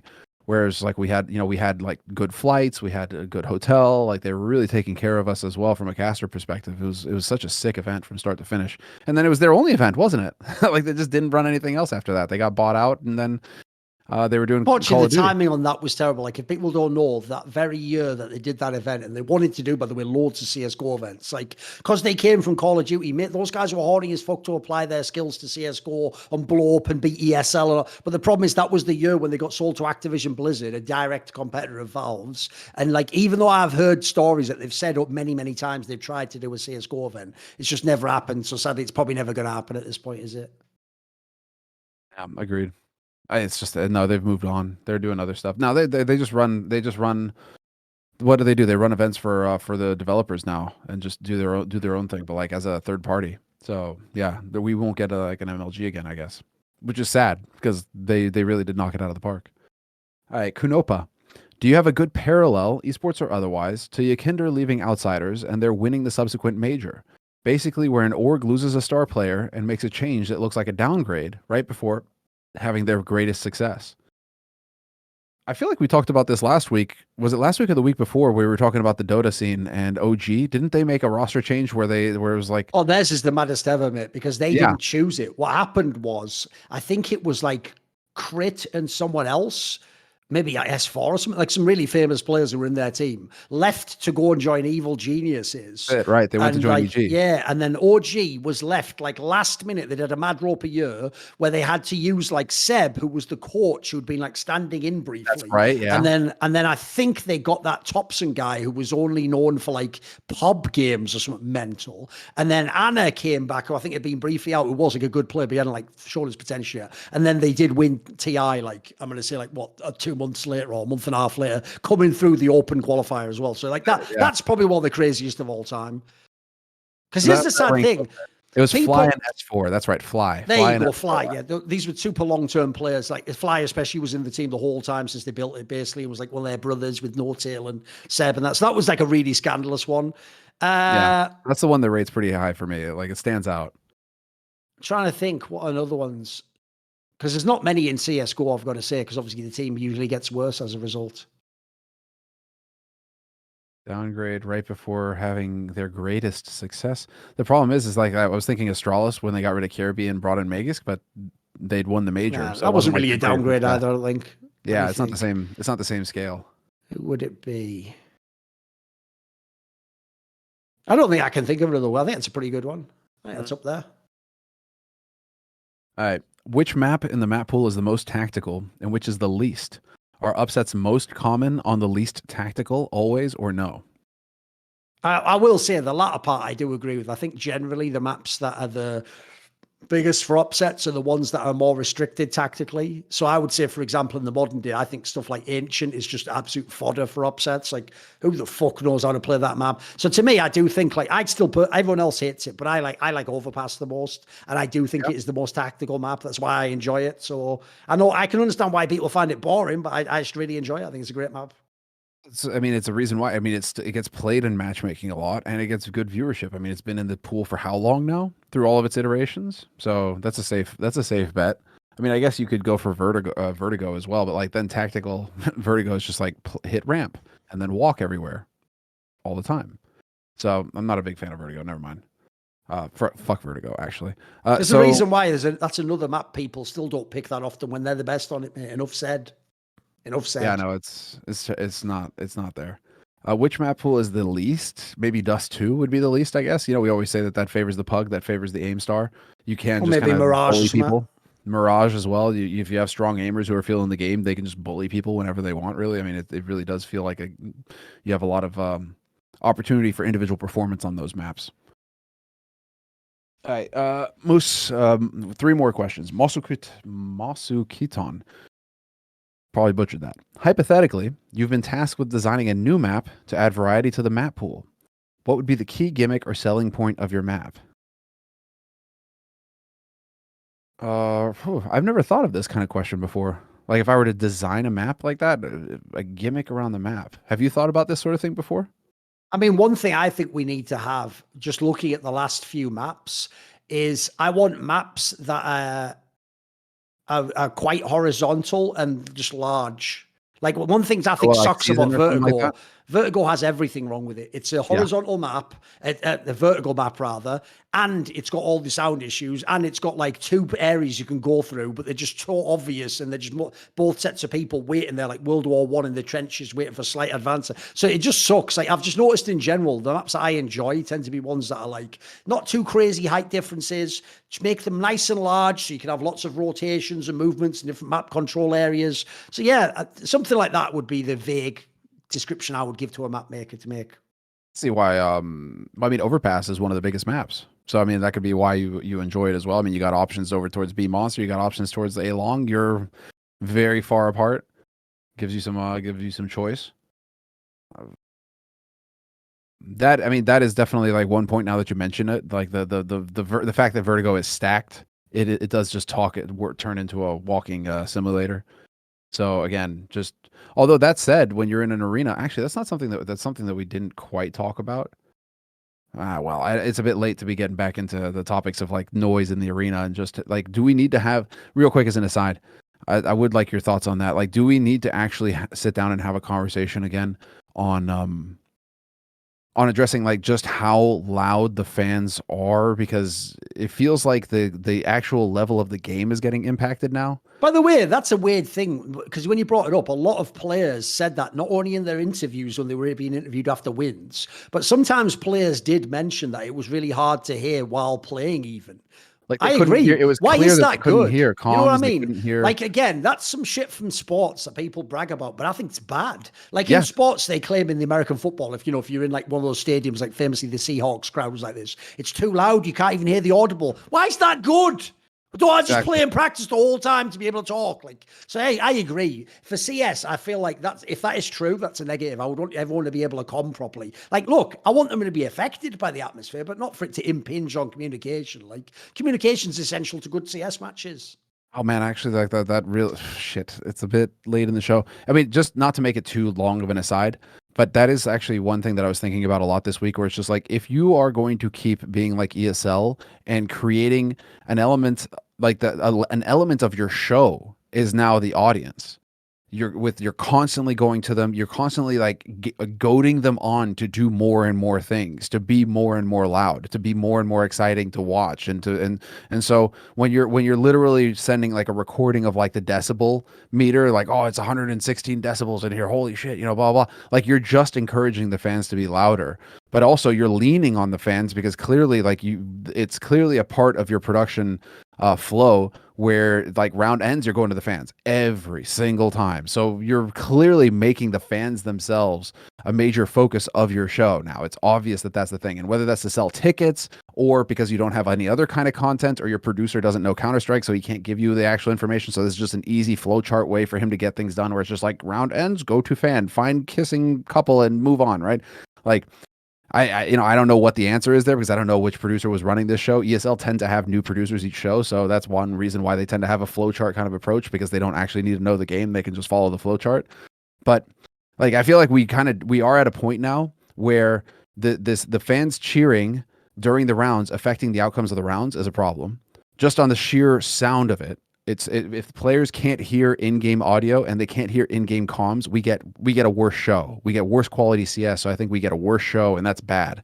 And then also the element that we had here, the element that we had with Astralis in Copenhagen. If the fans are cheering during the round and that is giving information to a team that will help them win that round, we really may need to actually start having a serious conversation about like when it's correct to cheer and not in an audience again. Like, we may actually have to address that again and have a serious thing. Like, do you encourage them to just cheer at the end of the round? Between rounds, right? Like, is that what you're going to do? Or are there specific moments? Like, what kind of culture do we need to try and start cultivating here? Because it's clear that, okay, cool, it's hype, you make noise, awesome, but if it's impacting the quality of the game, then that's not actually a good thing. I would argue that's not a good thing if it's clear that the players can't hear each other and they're just running around like a pug looking for headshots. Did you have anything? Were you picking up on that at all with this event? Because I feel like at multiple points during this event, I was thinking like clearly the players can't hear, and this is shit because the Counter-Strike is shit. The problem is, this is where you have to decide what do you want this sport to be. Because to me, it's actually idiotic that we're even having things like take the X-ray off, have someone go in front of the crowd in Copenhagen and ask them not to shout out, shoot. It's like, which is it? Is it a sport where you can shout out whenever you want? If it is, by the way, then don't tell those people that. It's your job to make sure the player can't hear them. If it isn't a sport where people shout out like that, then from day one, it should already be literally, before you even start the first game, there should be sort of like a video that comes up that's an explainer. Like, hi, I'm Carmack. You may remember me from sucking other evil people's dick before the Saudis. Well, you might wonder, how is the major going to work? Well, we don't want you to talk during the rounds to spoil it for the fans. You wouldn't want Furia to get confused in a 1v1. You know, you'd have a guy doing an explainer like that, wouldn't you? But they don't. So my problem is, I get the vibe personally. I don't think ESL cares about this, mate. I think what happens is TOs only care once enough people online, like me and you and people on Reddit, once enough people start complaining, then they take care of that, because that's another fire to put out, isn't it? Like, oh, bloody hell, people are complaining. Better make it seem like we're doing something. I don't think they really care. Like, it's actually one thing I find really sad is, do these people who run the tournaments not care about the competitive integrity? Do they not want the best match possible? Do they not want, like, high-level Counter-Strike? Like, surely they should be very motivated to fix these problems. Why is it on me and you to fucking come to, like, scrap together some idea on how to revolutionize their industry? I don't get it, mate. It's the trade-offs, right? Like, it's always a discussion about trade-offs. Like, people think it's just like a snap your fingers and solve it kind of issue, but you really are trying to balance out the trade-offs. Like what we were saying earlier last week is, like, are you going to have, trade-offs of having the players on the stage versus having them behind the stage, isolating them so that they're more isolated from sound? What are the trade-offs there? Well, you obviously don't get the Kerrigan pop-off moments, but also you don't get the Keto pop-off moments. I know that everybody was making a big deal out of that picture, and somebody even went and printed out a big, version of his face and all that. But you know why he was doing that. It's the same reason why Apex was fucking yelling at the fans in Denmark, calling them fucking cheating scum, and just being like, fuck you, that's what you get, right? Well, Keto popping off like that, what's he doing? He's fucking reacting to the Brazilians that are cheating against him, and he's fucking mad.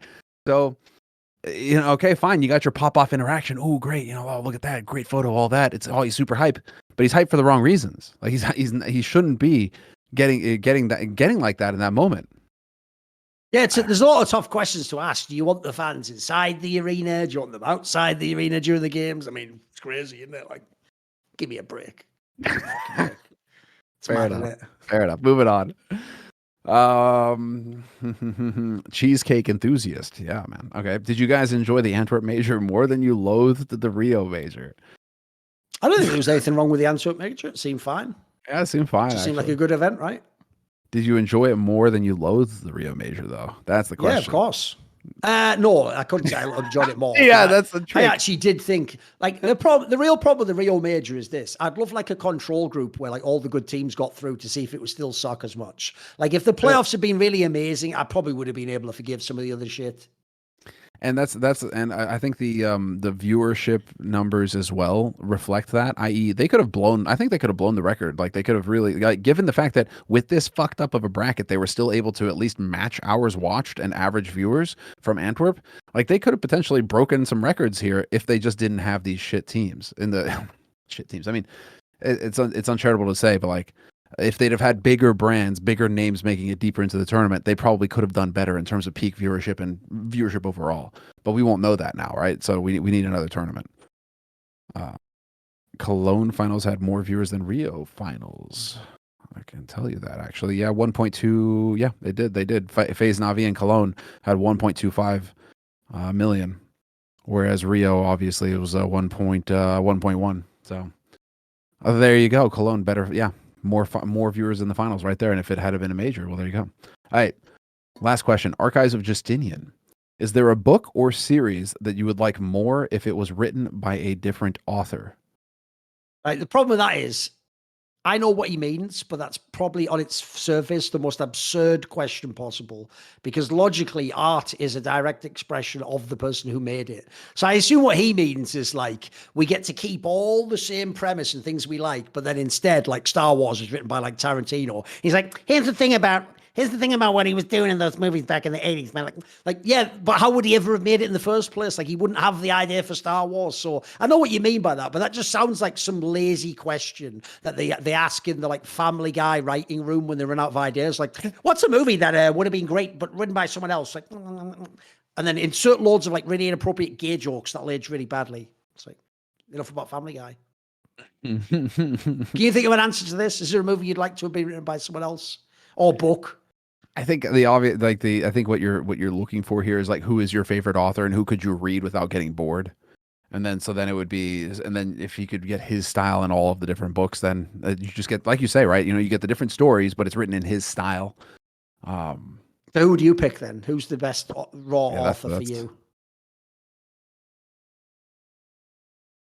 Just a sec. I mean, for one thing, actually, one guy that I was thinking about is Dan Simmons. Are you familiar with him? Yeah, of course, Hyperion. Yeah, Hyperion. There you go. Like Dan Simmons, I still have most. I think I'm only missing a couple of his books. I have most of his stuff on my shelf. And what would you like him to have written then? I love it though, because it's like, oh man, that's the thing though. Like what? Pick a book that was like good, but they didn't do a good enough job with it, and Dan Simmons would kill it. What sort of book would he be ideal for?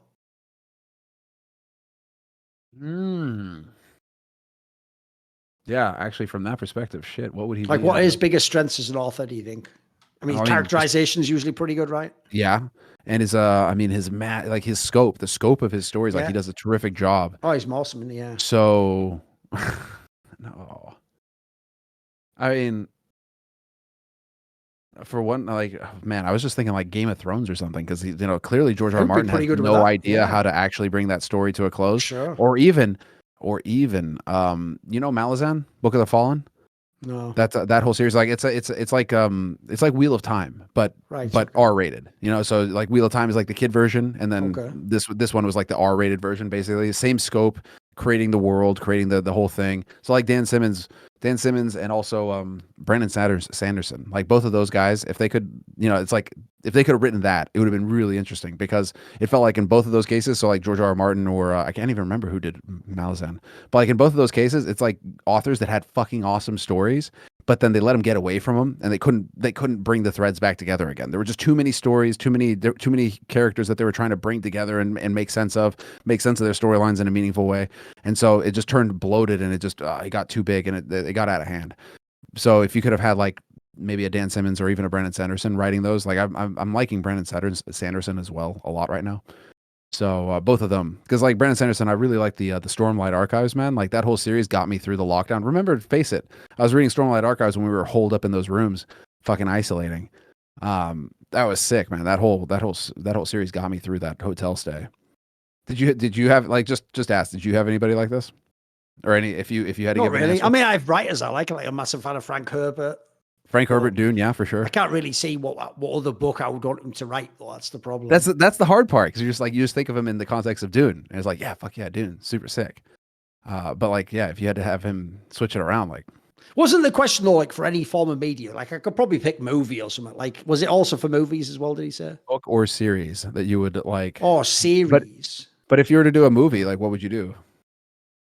Well, I mean, even though now it's a mad hackneyed point because everyone said it now, I always thought the obvious one, either for Watchmen or for Dune, was make it like an actual TV series, have like 10 episodes or something. You have time to unpack it and really show all the characterization, because shows like that there's movies, they don't really work as well. Thorin, they did make a Watchmen series. Yeah, no, that's Probably one of the most exactly. offensive fucking pieces of media ever made around comics. All right. Yeah, fair enough. All right, sick. Well, all right. I think that's a good spot, man. Well, fucking hey, good times, man. Good times. Thanks very much for the questions, guys, and thanks very much for the support. Really appreciate it. And if you're holding Grogcoin, make sure that you get your questions in for the next week's episode. We had some good questions tonight.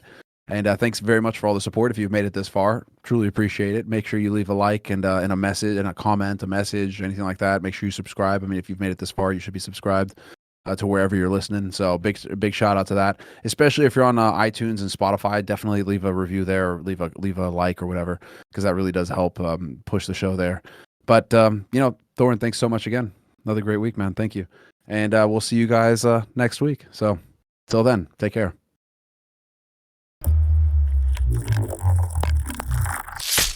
Chris is not still in the picture. Oh, I'm still very much in the round. Oh, Chris, he's found 3. It's down to a 2-on-2. Chris, can he close this with an ace?